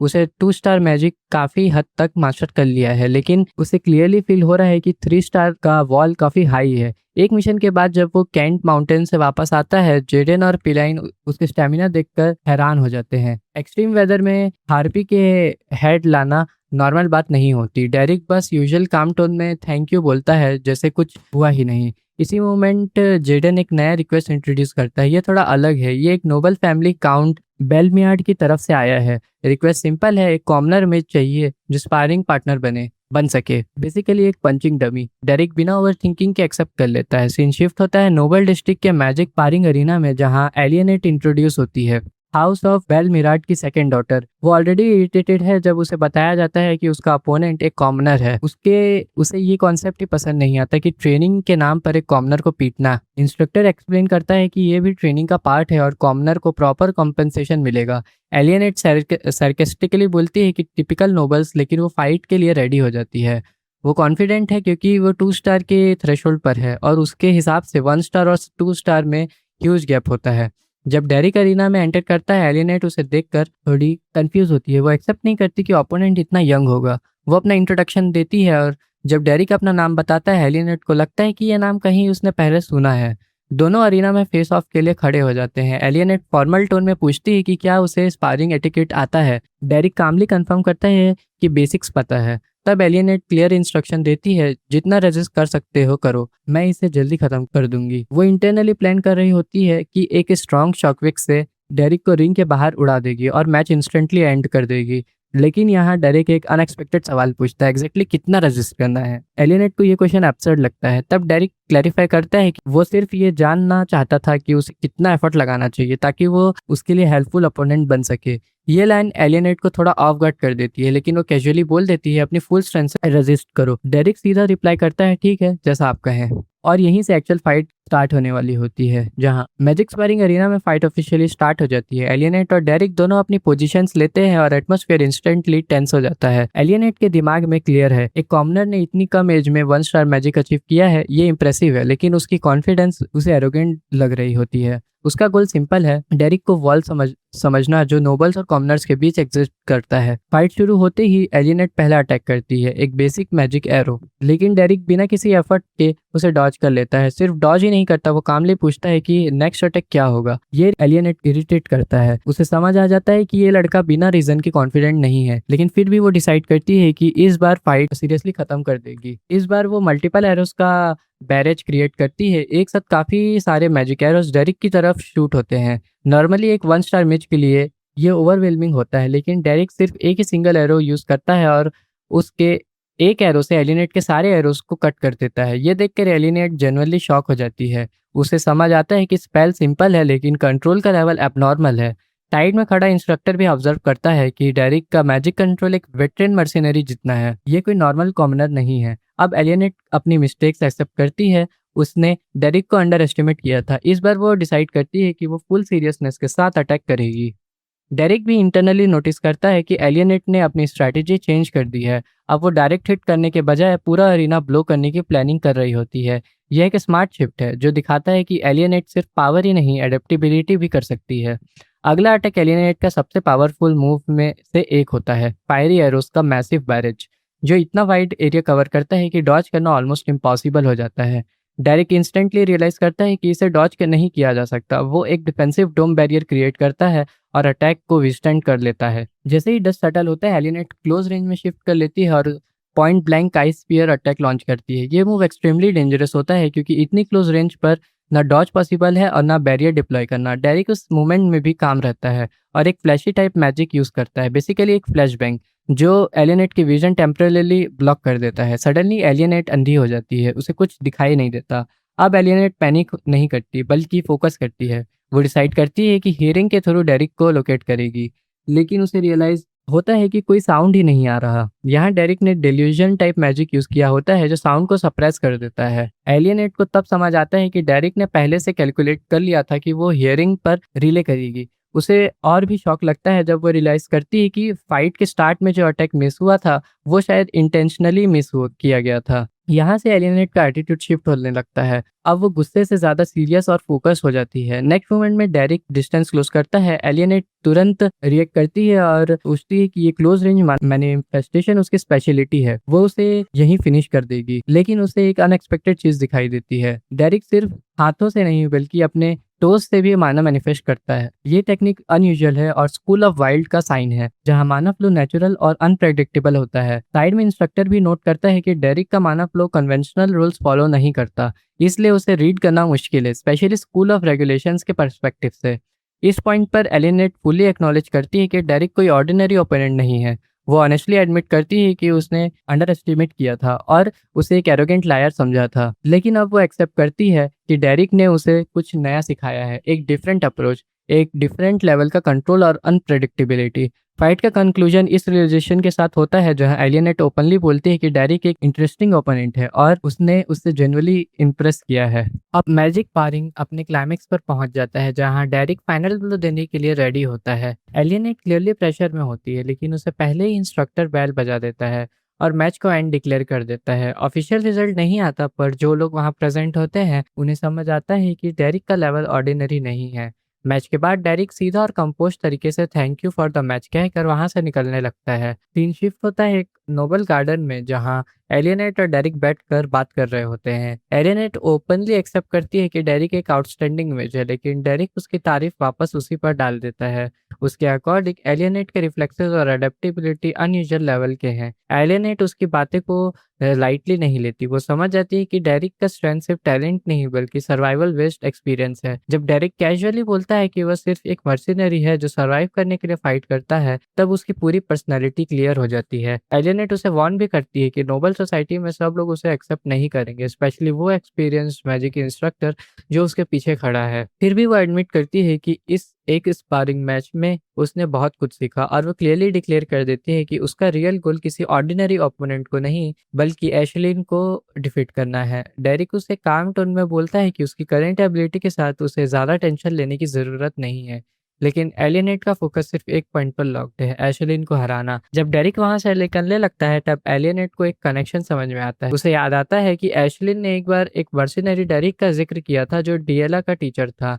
ये रियलाइजेशन आते ही वो तुरंत डेरिक को रोक लेती है और कंफर्म करती है कि क्या डेरिक वही इंसान है। ट्रेन फिर शिफ्ट होता है एक प्राइवेट जगह पर जहां एलियनेट डायरेक्टली अपनी डिमांड रखती है।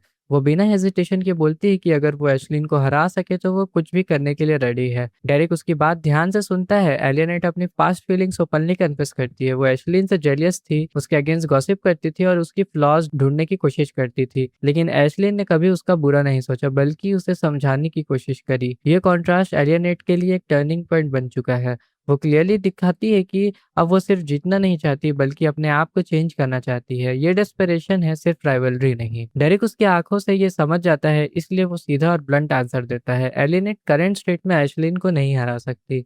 ये सुनने के बाद भी एलिनेट पीछे नहीं हटती। वो इंसिस्ट करती है कि अगर डेरिक डियरा को ट्रांसफॉर्म किया था तो वो उसके साथ भी सेम कर सकता है। डेरिक एक्सेप्ट करता है कि एक मेथड एग्जिस्ट करता है लेकिन वो नॉर्मल नहीं है। वो पहले एक बेसिक सवाल उठाता है, क्या एलियनेट जानती है कि डियला को किस तरह से ट्रेन किया गया था, क्योंकि वो प्रोसेस हार्श और एक्सट्रीम था। एलियनेट बिना हेजिटेशन के बोलती है कि वो कुछ भी करने को रेडी है। डायरेक्ट फिर सेकंड कंडीशन मेंशन करता है, वो एक मर्सिनरी है। एलियनेट तुरंत समझ लेती है कि शायद वो सोशल बैकलैश की बात कर रहा है लेकिन वो उसे कम्प्लीटली रिजेक्ट कर देती है। तब डेरिक क्लैरिफाई करता है कि उसका पॉइंट सिंपल है, मर्सिनरी होने का मतलब है कि वो फ्री में काम नहीं करता। एलियनेट तुरंत एग्री कर लेती है, पैसे उसके लिए कोई इशू नहीं है। इस मोमेंट पर डेरेक इंटरनली डिसाइड करता है कि अगर एलियनेट इतनी सीरियस है तो वो भी अपने तरफ से इक्वली सीरियस अप्रोच लेगा। लेकिन इसका मतलब ये होगा कि ट्रेनिंग बहुत हार्श होगी, वो टाइप जो नोबल्स के लिए अनयूजुअल और अनबियरेबल हो सकती है। यहीं से उन दोनों के बीच एक डील फाइनलाइज होती है।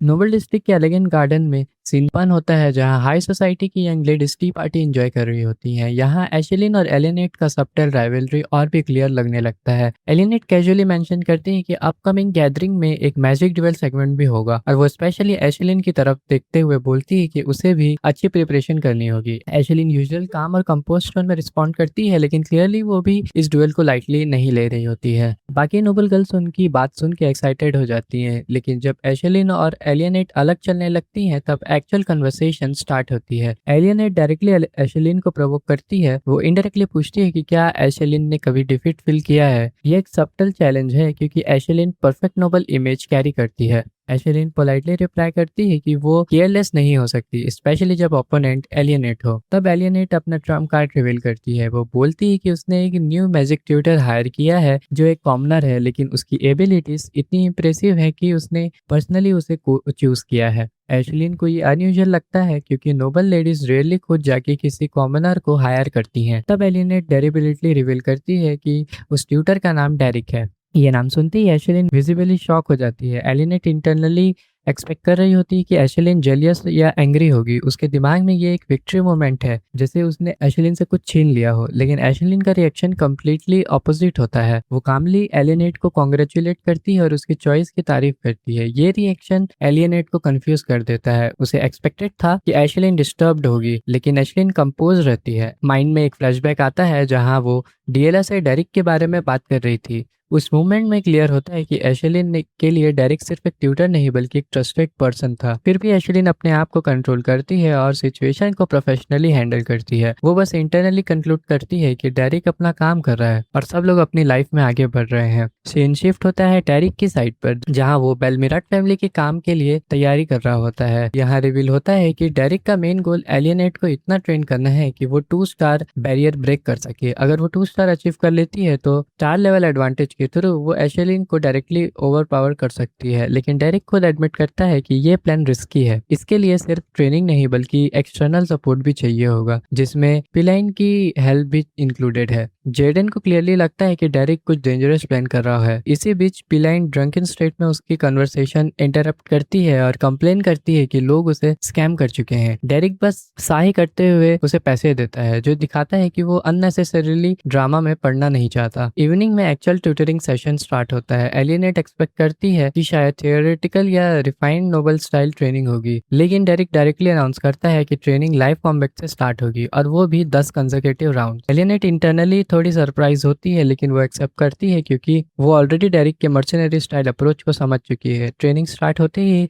इंटेंसिटी क्लियर हो जाती है। कंटिन्यूस कॉम्बैट के बाद एलियनेट कंप्लीटली एग्जॉस्ट हो चुकी होती है। उसका माना ऑलमोस्ट खत्म हो जाता है। डेरिक उसे सिर्फ 10 मिनट का ब्रेक देता है और फिर तुरंत फंडामेंटल्स प्रैक्टिस पर शिफ्ट कर देता है। एलियनेट क्लियरली स्ट्रगल कर रही होती है। वो बोलती है कि उसके पास माना नहीं बचा, लेकिन डेरिक उसे पुश करता है और एफर्ट निकालने के लिए। वो उसे रिपीटेडली टास्क देता है आइस स्पीयर्स क्रिएट करने को, फिर 100 मैजिक एरोस फायर करने को, जबकि एलियनेट फिजिकली और मेंटली ट्रेंड होती जा रही होती है। ये ट्रेनिंग टिपिकल नोबल टीचिंग से कम्प्लीटली अपोजिट है। यहाँ कंफर्ट या एलिगेंस नहीं, सिर्फ ब्रूटल एफिशिएंसी है। सेशन के एंड में एलियनेट ग्राउंड पर गिर जाती है, कंप्लीटली एग्जॉस्टेड। डेरिक कामली बोलता है कि अगर वो कंटिन्यू नहीं कर सकती तो वो गिव अप कर सकती है। ये लाइन एलियनेट के ईगो को हिट करती है। वो तुरंत उठती है और डिक्लेयर करती है कि ये सब उसके लिए कुछ भी नहीं है। हाई सोसाइटी में सर्वाइव करने के लिए इससे ज्यादा टफ होना होगा। वो कॉन्फिडेंटली बोलती है कि नेक्स्ट डे वो अपनी रियल एबिलिटीज दिखाएगी। डेरिक को ट्रेनिंग और इंटेंस करनी होगी। उसे लगता है कि सेशन खत्म हो गया है, लेकिन डेरिक उसे करेक्ट करता है। वो बोलता है कि अभी जो हुआ वो सिर्फ डिनर ब्रेक था। ये सुन के एलिनेट शॉक हो जाती है। उसे समझ आता है कि डेरिक की ट्रेनिंग अभी एक्चुअली स्टार्ट भी नहीं हुई है। सेकेंड डे से डेरिक की ट्रेनिंग और भी ब्रूटल होती जाती है। सुबह से ही वो एलिनेट को पुश करना स्टार्ट कर देता है, और एरोस बनाओ और माना निकालो। एलिनेट क्लियरली लिमिट पर पहुंच चुकी होती है, लेकिन डेरिक बार बार बोलता है कि उसके बॉडी में भी माना बाकी है। जब एलियनेट स्ट्रगल करती है तो डेरिक उल्टा काउंट बढ़ा देता है। 5 एरोस को 10 एरोस बना देता है। ये सिर्फ फिजिकल ट्रेनिंग नहीं है, ये उसकी मेंटल लिमिट्स तोड़ने का प्रोसेस है। मैजिक प्रैक्टिस के बाद डेरिक उसे दौड़ने को कहता है। एलियनेट ऑलरेडी थकी हुई थी, फिर भी वो रुकने को रेडी नहीं होती। डेरिक सीधा बोलता है कि अगर वो दौड़ नहीं सकती तो और भी टफ मैजिक मैनिफेस्टेशन ट्रेनिंग करेंगे। एलियनेट खुद को फोर्स करके रन कंटिन्यू करती है। रन के बाद वो ऑलमोस्ट कोलैप्स हो जाती है, लेकिन जब डेरिक पूछता है कि क्या वो ठीक है, वो सिर्फ इतना बोलती है, अभी उसे मजा आ रहा है। ये क्लियरली दिखाता है कि वो अपने लिमिट्स के अगेंस्ट जा रही है। डेरिक उसे एक बार फिर ऑप्शन देता है गिव अप करने का, लेकिन एलियनेट सीधा मना कर देती है। उसके लिए गिव अप करना ऑप्शन ही नहीं है। उसके बाद भी डेरिक उसे रेस्ट का चांस नहीं देता और तुरंत स्पारिंग स्टार्ट करने बोल देता है। एलियनेट शॉक हो जाती है क्योंकि उसने अभी बस बैठना स्टार्ट ही किया था। यहाँ क्लियर हो जाता है कि डेरिक की ट्रेनिंग में कंफर्ट नाम की कोई चीज नहीं है। 2 हफ्ते बाद एक सीन गार्डन में शिफ्ट होता है जहाँ एलियनेट और डिनाइस बातें कर रही होती हैं। एलियनेट विजिबली एग्जॉस्टेड होती है, इतनी कि वो डिनाइस से बोलती है कि अगर एशलिन आए तो उसे जगा देना। डिनाइस उसे पूछती है कि वो इतना पुश क्यों कर रही है। एलियनेट का जवाब सिंपल था, जीतने के लिए। ये उसका कोर मोटिवेशन है। जब एशलिन वहां आती है, एलिनेट उसे अवॉइड करती है। वो नहीं चाहती कि एशलिन उसे इस कंडीशन में देखे। दूसरी तरफ एशलिन दूर से नोटिस करती है कि एलिनेट काफी थकी हुई लग रही है और वो जेन्युइनली कंसर्न फील करती है। उसके बाद एलिनेट के घर का सीन आता है जहां उसे हाउस ड्यूप्लिन से एक गिफ्ट मिलता है एशलिन की तरफ से।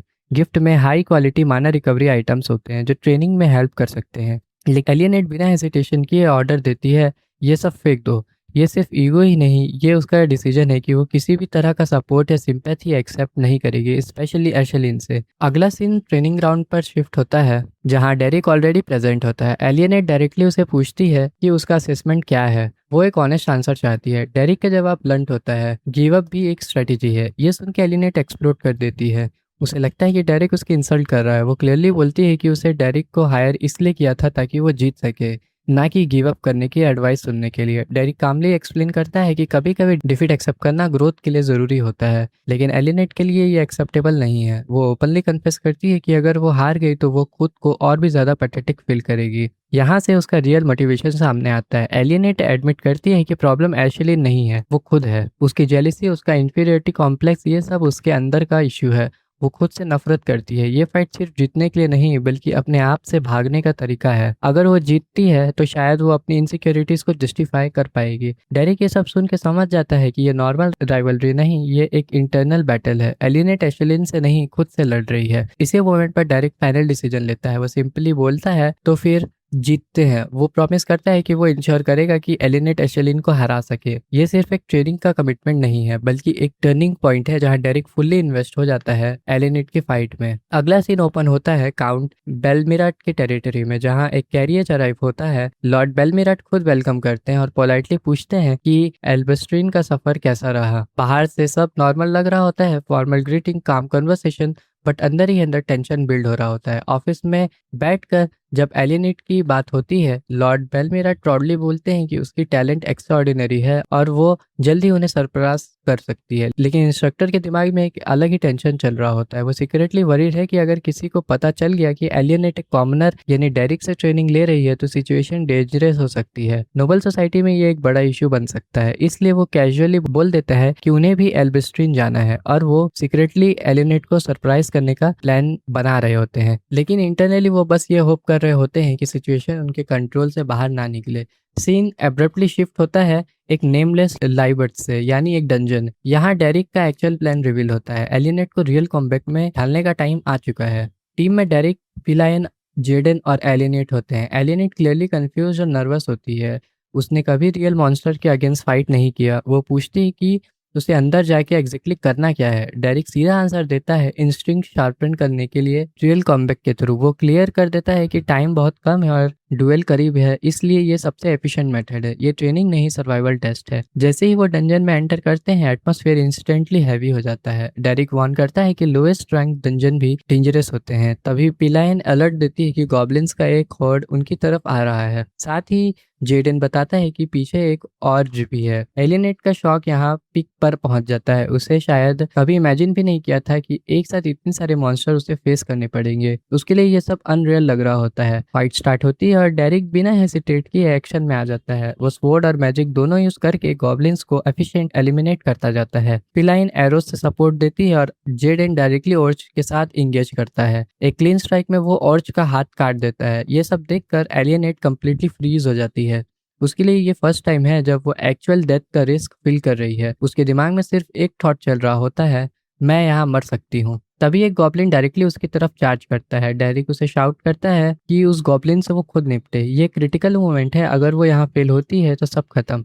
एलिनेट के माइंड में पूरी तरह जर्नी फ्लैश होती है। एलिनेट के माइंड में उसकी पूरी जर्नी फ्लैश होती है। उसकी जेलिसी, उसका इन्फिनिटी कॉम्प्लेक्स, उसका सेल्फ हेट्रेड, वो एक्सेप्ट करती है कि वो पहले पैथेटिक थी, सिर्फ दूसरों से कंपेयर करती थी और उन्हें बैड माउंट करती थी। लेकिन अब वो डिसीजन लेती है ये सब खत्म करना होगा। उस मोमेंट पे वो अपने फियर को पुश करती है और माना गैदर करके एक एरो क्रिएट करती है। वो एरो डायरेक्टली गॉब्लिन को हिट करता है। ये उसका पहला रियल कॉम्बैट किल होता है। सब उसे देखते हैं, लेकिन इस बार एलिनेट का एक्सप्रेशन चेंज हो चुका होता है। शॉक और फियर की जगह कॉन्फिडेंस आ रहा होता है। वो कामली डिक्लेयर करती है ये सिर्फ बिगनिंग है और अब वो और भी आगे बढ़ना चाहती है। डंजन की इंटेंस बैटल के बाद टीम थोड़ा रेस्ट लेती है। सब अपनी एनर्जी रिकवर कर रहे होते हैं, लेकिन डेरिक अलग बैठा होता है, हाथ में एक पुराना लेटर लिए। ये लेटर उसकी टीचर काटिया फ्लेमहार्ट का होता है। लेटर में काटिया लिखती है कि उसे एल्बेस्ट्रीन छोड़े हुए 2 साल से ज्यादा हो चुका है और अब वो अल एल्बेस्टर के इस स्टेट में एक यंग लेडी को मैजिक सिखा रही है। वो याद करती है कि डेरिक के साथ गुजारे हुए दिन कितने सिंपल और खुश थे, जब वो दोनों एल्बेस्ट्रीन की गलियों में घूमते हुए मैजिक प्रैक्टिस करते थे। सबसे इंपॉर्टेंट बात कैटिया क्लियरली बोलती है कि जितने भी मैजेस उसने देखे हैं उन सब में डेरिक सबसे टैलेंटेड है और जब वो दोबारा मिलेंगे तो वो उसका मैजिक देखना चाहती है। लेटर पढ़ने के बाद डेरिक थोड़ा साइलेंट हो जाता है। ये सिर्फ एक मैसेज नहीं बल्कि उसकी जर्नी के लिए रिमाइंडर है, कहाँ से स्टार्ट किया था और अब वो कहाँ पहुंच चुका है। एलियनेट उसे नोटिस करती है। वो कैजुअली पूछती है कि वो बार बार क्या पढ़ रहा है। डेरिक सिंपल सा आंसर देता है, ये मेरी टीचर का लेटर है। एलिनेट थोड़ा टीज करने की कोशिश करती है, लेकिन डेरिक के टोन से क्लियर होता है कि वो अपनी टीचर को जेन्युइनली रिस्पेक्ट करता है। फिर डेरिक सीधा टॉपिक शिफ्ट करता है। ड्यूएल सिर्फ 2 दिन दूर है। वो एलिनेट से पूछता है कि वो कैसा फील कर रही है। एलिनेट का आंसर सिंपल है लेकिन अंदर से हैवी। वो कंफ्यूज है लेकिन बात क्लियर है, मैं जीतूंगी। सीन शिफ्ट होता है noble district magic dual arena में। यहाँ हाई सोसाइटी का पूरा क्राउड गैदर हो चुका है। एशलिन अपनी फ्रेंड्स के साथ कामली बात कर रही होती है, तभी उसकी नज़र डेरिक पर पड़ती है और वो उसे मिलने के लिए सीधा उसकी तरफ आती है। एशलिन फ्रेंडली टोन में उसे ग्रीट करती है और कैजुअली मेंशन करती है कि उसे पता चला है डेरिक अब एलिनेट को ट्रेन कर रहा है। वो थोड़ा कंसर्न भी शो करती है। एलिनेट काफ़ी एग्जॉस्टेड लग रही है लेटली और डीएलएन ने भी बताया था कि डेरिक एक ऑर्डिनरी टीचर नहीं है। डेरिक का रिप्लाई शार्प होता है। वो इनडायरेक्टली बोलता है कि ओपोनेंट के लिए कंसर्न दिखाना ओवर कॉन्फिडेंस का साइन हो सकता है और वार्निंग देता है डुअल में अपना गार्ड डाउन नहीं होना चाहिए। ये एक सब्टल मोमेंट है जहां दोनों के बीच टेंशन क्लियर फील होता है। इवन दो बात पोलाइटली हो रही होती है, सीन फिर शिफ्ट होता है अरीना के ऑडियंस सेक्शन में। लोग डिस्कस कर रहे होते हैं कि मैच का रिजल्ट क्या होगा। मेजोरिटी का मानना था कि एशलिन इजीली जीत जाएगी जब तक एलियनेट 2 स्टार लेवल तक ब्रेक थ्रू ना कर ले। कुछ लोग एलियनेट के लिए सिंपैथी भी फील कर रहे होते हैं। वो फिजिकली वीक लग रही है ट्रेनिंग के बाद। फिर एंट्री होती है एशलिन की, काम, ग्रेसफुल और कॉन्फिडेंट। ऑडियंस उसकी तारीफ करने लगती है। उसके बाद एलियनेट बैटलफील्ड पर आती है। इस बार उसका प्रेजेंस अलग है। वो अंदर ही अंदर एक ही लाइन रिपीट कर रही होती है, मैं जीतूंगी। दोनों फेस टू फेस आती हैं। एशलिन पोलाइटली ग्रीट करती है लेकिन एडमिट करती है कि वो इस ड्यूएल के लिए अनयूजुअली नर्वस है। एलियनेट भी कंपोज टोन में रिप्लाई करती है। दोनों के बीच एक साइलेंट टेंशन बिल्ड हो चुका होता है। जैसे ही ड्यूएल स्टार्ट होता है एलियनेट बिना डीले के अग्रेसिव ओपनिंग करती है। वो डायरेक्ट मल्टीपल मैजिक एरोस का बैरेज फायर करती है। ये अनएक्सपेक्टेड होता है। एशलिन भी एक मोमेंट के लिए सरप्राइज हो जाती है। इस अटैक के बीच एलियनेट को डेरिक की ट्रेनिंग याद आती है, माना का हर लास्ट ड्रॉप यूज करना, फ्लैशी और कॉन्टिन्यूस अटैक से ओपोनेंट को एग्जॉस्ट करना और फाइट को बैटल ऑफ एट्रिशन में कन्वर्ट करना। डेरिक ने क्लियरली समझाया था कि अगर दोनों का माना खत्म हो जाए तो जीत स्किल से नहीं विल पावर से डिसाइड होगी। मेमोरी एंटी है और फाइट कंटिन्यू होता है। एशलिन रियलाइज करती है कि एलियनेट अब पहले वाली नहीं रही। उसका लेवल विजिबली इंक्रीज हो चुका है, लेकिन एशलिन भी काम रहती है। वो अपना डिफेंस एक्टिवेट करती है और काउंटर के लिए रेडी होती है। उसकी कॉन्फिडेंस अभी भी इंटैक्ट है। वो क्लियरली डिसाइड कर चुकी होती है कि वो ये ड्यूएल जीतेगी। यहाँ से फाइट एक सीरियस टर्निंग पॉइंट पे ले जाती है। ये सिर्फ एक नोबल ड्यूएल नहीं बल्कि 2 कंप्लीटली डिफरेंट माइंडसेट्स के बीच क्लैश बन चुका होता है। एक नेचुरल टैलेंट और परफेक्शन का और दूसरा शेयर विल पावर और ट्रांसफॉर्मेशन का। डुएल अपने पीक पर पहुंच चुका होता है। एलियनेट बिना रुके अपने फ्लेम एरोस फायर करती रहती है और एशलिन तुरंत एक पावरफुल मैजिक डोम क्रिएट करके उन सबको ब्लॉक कर देती है। एशलिन तुरंत समझ जाती है कि ये नॉर्मल एलियनेट नहीं है। उसकी माना कैपेसिटी काफी ज्यादा बढ़ चुकी है और वो बिना कंट्रोल के नहीं बल्कि डेरिबिलिटली कंटिन्यूस फायर पावर मेंटेन कर रही है। लेकिन एशलिन ये भी कैलकुलेट करती है कि अगर ये पेस चलता रहा तो एलियनेट का माना जल्दी एग्जॉस्ट हो जाएगा। वो एक ओपनिंग ढूंढ लेती है और काउंटर करने के लिए रेडी होती है। तभी सिचुएशन ट्विस्ट होती है। एलियनेट इल्यूजन मैजिक यूज करती है, मल्टीपल फेक पोजीशन क्रिएट हो जाते हैं जिसे एशलिन के लिए रियल टारगेट आइडेंटिफाई करना मुश्किल हो जाता है। एशलिन तुरंत रियलाइज करती है कि इतने large scale illusion magic maintain करना भी हैवी माना कंजम्पशन डिमांड करता है। ये क्लियरली एक रिस्की स्ट्रेटेजी है। इसी मोमेंट पर एलियनेट को डेरिक की ट्रेनिंग याद आती है। पहले फ्लेम एरो से अपोनेंट की विजन ओवरवेलम करो, फिर इल्यूजन से कंफ्यूज करो और फिर क्लोज रेंज पर आइस स्पीयर से फिनिश करो। लेकिन डेरिक ने एक वार्निंग भी दी थी, ये किसी नॉर्मल मैच पर काम करेगा, लेकिन तुम्हारा ओपोनेंट नॉर्मल नहीं है। फाइट वापस प्रेजेंट में शिफ्ट होती है। एलियनेट क्लोज रेंज पर आइस स्पीयर्स लॉन्च करती है। डिस्टेंस इतना कम होता है कि एशलिन के पास प्रॉपर डिफेंसिव स्पेल डिप्लॉय करने का टाइम भी नहीं होता। फिर भी एशलिन लास्ट मोमेंट पर रिएक्ट कर लेती है और नैरोली अटैक अवॉइड करती है। एलियनेट को तब समझ आता है कि डेरिक क्यों बार बार बोल रहा था कि गार्ड डाउन मत करना। एशलिन सिर्फ पावरफुल नहीं है, बल्कि उसका कंट्रोल, टाइमिंग और डिसीजन मेकिंग सब नेक्स्ट लेवल पर है। एशलिन तुरंत स्ट्रेटेजी चेंज करती है। वो डिसाइड करती है कि अब वो भी रॉ फायर पावर एक्सचेंज करेगी। वो मल्टीपल आइस स्पीयर्स एक साथ जनरेट करती है विदाउट एनी इंचेंटेशंस। ऑडियंस शॉक हो जाती है क्योंकि इतनी क्वालिटी में स्पेल्स कास्ट करना बिना चेंट के सिर्फ हाई लेवल कंट्रोल से ही पॉसिबल होता है। डेरिक साइड से कामली ऑब्जर्व कर रहा होता है। उसे क्लियर हो जाता है कि एशलिन ने बेट ले लिया है। वो एलिनेट के पेस में आ चुकी है। एशलिन ओपनली एक्सेप्ट करती है कि एलिनेट का ग्रोथ रिमार्केबल है, लेकिन वो तुरंत अपना काउंटर लॉन्च करती है। तभी एक अनएक्सपेक्टेड मूव होता है। एलिनेट का hidden flame arrow suddenly activate होता है। एशलिन को समझ आता है कि ये एरो पहले ही प्रिप करके हाइड किया गया था, एक परफेक्ट टाइमिंग के लिए।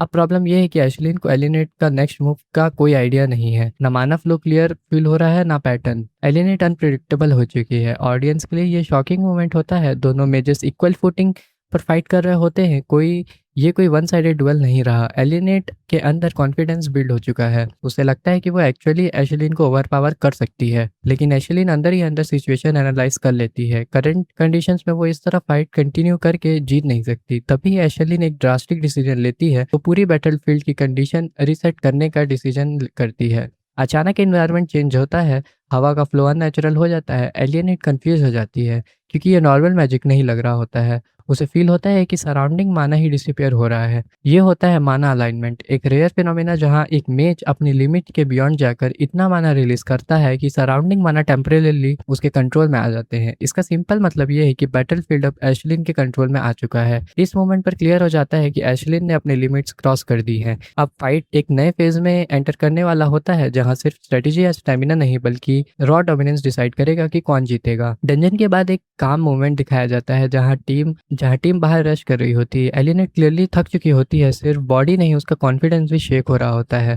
डेरिक उसे पानी देता है और वही एलिनेट अपनी सबसे ऑनेस्ट बात बोलती है, क्या मैं सच में एशलिन को हरा सकती हूँ सिर्फ कुछ हफ्तों की ट्रेनिंग के बाद? डेरिक का आंसर सिंपल होता है लेकिन लेयर्ड। वो कहता है तुम जीतोगी, लेकिन एक स्पेसिफिक सीन में। ये लाइन उस वक्त फुली समझ नहीं आती, लेकिन उसका मतलब फाइट में रिवील होने वाला होता है। सीन वापस डुएल पर शिफ्ट होता है। अचानक बैटलफील्ड का प्रेशर और बढ़ जाता है। ऑडियंस शॉक में आ जाती है जब एशलिन एक 2 स्टार लेवल का फायरवॉल कास्ट करती है। ये नॉर्मल अटैक नहीं है, ये रॉ डिस्ट्रक्टिव पावर है। एलिनेट के लिए ये कम्प्लीटली अनएक्सपेक्टेड होता है। ये वो सिनेरियो नहीं है जिसके लिए उसने प्रिपेयर किया था। एलिनेट पैनिक करने लगती है। उसके दिमाग में एक के बाद एक ऑप्शंस आते हैं, डिफेंस करूं, आइस स्पीयर्स यूज करूं, लेकिन हर ऑप्शन यूजलेस लग रहा होता है। उसे लगने लगता है कि ये फाइट जीतना इम्पॉसिबल है। उसका कॉन्फिडेंस कोलैप्स होने लगता है। लेकिन उसी मोमेंट पर वो रिएक्ट करती है, वो उसे डॉज करती है। एशलिन खुद शॉक्ड हो जाती है। एलिनेट ने सिर्फ डॉज नहीं किया, बल्कि वही मेथड यूज किया जो एशलिन ने पहले यूज किया था, और वो भी सिर्फ एक बार देखकर कॉपी करके। यहाँ एशलिन को एक चीज क्लियर हो जाती है, एलिनेट का टैलेंट रियल है। एशलिन तुरंत सिचुएशन एनालाइज करती है। 2 स्टार फायरवॉल पावरफुल है, लेकिन अगर उसका कंट्रोल परफेक्ट नहीं हो तो वो खुद यूजर के माना को डिस्ट्रॉय कर देता है। ये एक डबल एज स्वॉर्ड है। साइड में खड़ा डेरिक कामली ऑब्जर्व करता है। वो समझ जाता है कि एशलिन अब फुल पावर यूज कर रही है, नॉट आउट ऑफ एरोगेंस बल्कि रिस्पेक्ट के लिए। उसने एलिनेट को वर्दी ओपोनेंट माना है। एलिनेट के अंदर क्लैरिटी आती है। उसे समझ आता है कि डेरिक क्या प्लान कर रहा था। ये फाइट जीतने के लिए नहीं, बल्कि सरवाइव करने के लिए डिजाइन की गई है। अगर वो एशलिन के फुल पावर को एंड्योर कर लेती है तो वो ऑलरेडी एक लेवल क्रॉस कर चुकी होगी। तभी एशलिन दोबारा फायरबॉल कास्ट करती है, और इस बार पहले से भी फास्टर। एलिनेट तुरंत स्ट्रेटेजी चेंज करती है। वो अनप्रेडिक्टेबल ट्रेजेक्टरी के साथ अटैक और मूवमेंट यूज करती है ताकि एशलिन उसके नेक्स्ट मूव को रीड ना कर सके। वो कॉन्शियसली डिफेंस मैजिक अवॉइड करती है क्योंकि उसे पता है कि माना वेस्ट करना उसके लिए लॉस होगा। एशलिन भी अपना लास्ट माना यूज कर चुकी होती है। 2 फायरवॉल्स कास्ट करना और उन्हें कंट्रोल करना ऑलरेडी उसकी लिमिट्स पुश कर चुका होता है। अब वो सिंपल मैजिक मैनिफेस्टेशन पर आ जाती है। डेरिक साइड से क्वाइटली बोलता है, अब खत्म होने वाला है मैच। एलियनेट रियलाइज करती है कि ये उसका मोमेंट है। एशलिन का माना ऑलमोस्ट फिनिश हो चुका है, उसके पास खुद भी लिमिटेड माना बचा होता है, लेकिन इनफ है 2-3 और स्पेल के लिए, मैजिक एरो या आइस स्फीयर। उसे लगता है कि उसने फाइनली एशलिन को कॉर्नर कर लिया है। उसका दिमाग में एक क्लियर थॉट आता है, मैंने जीत लिया। लेकिन उसी वक्त एशलिन के साइड पर एक और सीन चल रहा होता है। एशलिन ऑलमोस्ट एम्प्टी स्टेट में अपने आप को एक लास्ट पुश मांग रही होती है, बस एक बार और। यहाँ फाइट अपने फाइनल टर्निंग पॉइंट पर आ चुकी होती है। एक साइड पर एलियनेट है जो सोच रही है कि विक्ट्री उसके हाथ में है, और दूसरी तरफ एशलिन है जो अपने लिमिट्स के बाद भी रुकने को रेडी नहीं। अब डिसाइड होगा कि जीत सिर्फ माना और टेक्निक से होती है या फिर विल पावर से। डुएल अपने फाइनल फेज में एंटर करता है, लेकिन इस बार फोकस सिर्फ स्पेल्स या पावर्स पर नहीं बल्कि एलियनेट के अंदर चल रही बैटल पर होता है। एलियनेट के दिमाग में पास्ट की सारी यादें एक साथ फ्लैश होने लगती है। वो याद करती है कि एल्बस्टेन में कोई नोबल लेडी एशलिन से ज्यादा शाइन नहीं करती थी, हर जगह सिर्फ उसकी तारीफ होती थी। लेकिन उस रोशनी के पीछे एक शैडो भी था, और वो शैडो हमेशा एलियनेट खुद थी। लोग उसे प्रोवोक करते थे, उसका मजाक उड़ाते थे और उससे उसकी जगह याद दिलाते रहते थे। एलियनेट ने अपनी पूरी लाइफ उस अंधेरे में खुद को पुश किया था, सिर्फ एक गोल के लिए, एक दिन एशलिन को सरप्राइज करना है और उसका वोट प्रूफ करना है। लेकिन जितना वो ट्राई करती उतना ही एशलिन उससे अनरीचेबल लगती। एशलिन की सबसे बड़ी स्ट्रेंथ उसका टैलेंट नहीं था बल्कि उसका कंपोजर था। चाहे सिचुएशन कुछ भी हो, वो हमेशा अपने आप जैसी ही रहती थी। वापस प्रेजेंट में अरीना में ऑडियंस एशलिन को चीयर कर रही होती है। उस मोमेंट पर एलियनेट के अंदर एक रियलाइजेशन आता है। वो खुद से पूछती है कि क्या वो सच में जीत सकती है। उसे फील होता है कि वो ऑलमोस्ट एंड तक पहुंच चुकी है, लेकिन एक और थॉट उससे हिट करता है, अगर वो जीत भी गई तो क्या बदलेगा? क्या वो सच में अपने आप को चेंज कर पाएगी या फिर वापस वहीं पुरानी जगह पर आ जाएगी? उस मोमेंट पर उसका माना कंप्लीटली एग्जॉस्ट हो जाता है। एशलिन कंफ्यूज होती है क्योंकि फाइट अभी खत्म नहीं हुई, लेकिन एलेनेट कामली डिसीजन लेती है। वो फाइट फोरफिट कर देती है। वो ओपनली एक्सेप्ट करती है कि एशलिन अभी भी उससे बेटर है। ऑडियंस तुरंत एशलिन को सराउंड कर लेती है, उसकी विक्ट्री सेलिब्रेट करते हुए। सब लोग उसकी तारीफ कर रहे होते हैं, स्पेशली उसके 2 स्टार मैजिक के लिए। साइड में डेरिक खड़ा होता है एलियनेट को देखता हुआ। एलियनेट उसे कैजुअली बोलती है कि उसने सब क्लियरली देख लिया होगा। डेरिक सिंपल रिप्लाई देता है कि अब बस करो। एलियनेट उसकी रिएक्शन नोटिस करती है। वो थोड़ा टीज करते हुए कहती है कि वो डिफीट एक्सेप्ट करना भी जानती है। फिर वो एक इंपॉर्टेंट बात रिवील करती है। जब वो फाइनल ब्लो देने वाली थी तब एशलिन का एक्सप्रेशन कंप्लीटली ब्रेक हो गया था। उसकी यूजुअल कामनेस गायब हो चुकी थी। एलियनेट के लिए वही मोमेंट सबसे इंपॉर्टेंट था। वो कहती है कि वो एक्सप्रेशन देखने के लिए हारना भी वोट था। उसके लिए ये प्रूफ था कि वो फाइनली एशलिन को पुश कर पाई। डेरिक उसे पूछता है कि एशलिन का एक्सप्रेशन कैसा था। एलियनेट डिटेल में बताती है वो शॉक में थी, ऑलमोस्ट गिव अप करने वाली स्टेट में। ये सुनकर क्लियर हो जाता है कि मैच का रिजल्ट सिर्फ स्कोर बोर्ड से डिसाइड नहीं हुआ था। एलियनेट फिर अपनी परफॉर्मेंस पे रिफ्लेक्ट करती है। वो एक्सेप्ट करती है कि एंडिंग परफेक्ट नहीं थी, लेकिन वो अपने ग्रोथ को डिनाई नहीं करती। वो कैजुअली अपने आप को क्विक लर्नर बोलती है, लेकिन उसके टोन में रिलीफ ज्यादा होता है। फिर वो ऑनेस्टली एडमिट करती है कि वो जीतना चाहती थी, लेकिन जब फाइनल मोमेंट आया उसे फील हुआ कि जीतने के बाद भी वो इंटरनली वहीं रहेगी। इन्फीरियरिटी कॉम्प्लेक्स अभी भी खत्म नहीं हुआ था। और जब उसे उस मोमेंट में भी एशलिन को एलिगेंट देखा तो उसे अपनी वीकनेस और क्लियरली समझ आई। डेरिक उसे एक सिंपल लेकिन स्ट्रॉन्ग पर्सपेक्टिव देता है। अगर इंसान पैथेटिक दिखने से डरता है तो वो कभी ग्रो नहीं कर सकता। ग्रोथ के लिए अपनी वीकनेस को एक्सेप्ट करना जरूरी है। नहाने के बाद भी पहले से ज्यादा क्लियर फील कर रही होती है। सीन शिफ्ट होता है डेनाइस पर, जो दूर से सब ऑब्जर्व कर रही होती है। वो एशलिन के पास जाकर उसे कॉन्ग्रेचुलेट करती है, लेकिन एशलिन का रिएक्शन अनएक्सपेक्टेड था। एशलिन क्लियरली बोलती है कि इस ड्यूल की रियल विनर वो नहीं थी। डेनाइस कंफ्यूज होती है, लेकिन एशलिन एक्सप्लेन करती है कि रियल गैप क्लोज करने के लिए सिर्फ टैलेंट नहीं, कुछ और चीज चाहिए होती है, और उस एस्पेक्ट में एलियनेट उससे आगे निकल चुकी है। एशलिन एक्सेप्ट करती है कि इतने कम टाइम में एलियनेट का इतना ड्रास्टिक इम्प्रूवमेंट होना नॉर्मल नहीं है, इसके पीछे कोई स्ट्रॉन्ग इन्फ्लुएंस है। तब एशलिन अपनी मेड को बुलाती है और ऑर्डर देती है कि मेन स्टेट में एक लेटर भेजना है। उसका फाइनल थॉट क्लियर होता है, अगर उसे आगे बढ़ना है तो उसे भी डेरिक की ज़रूरत है।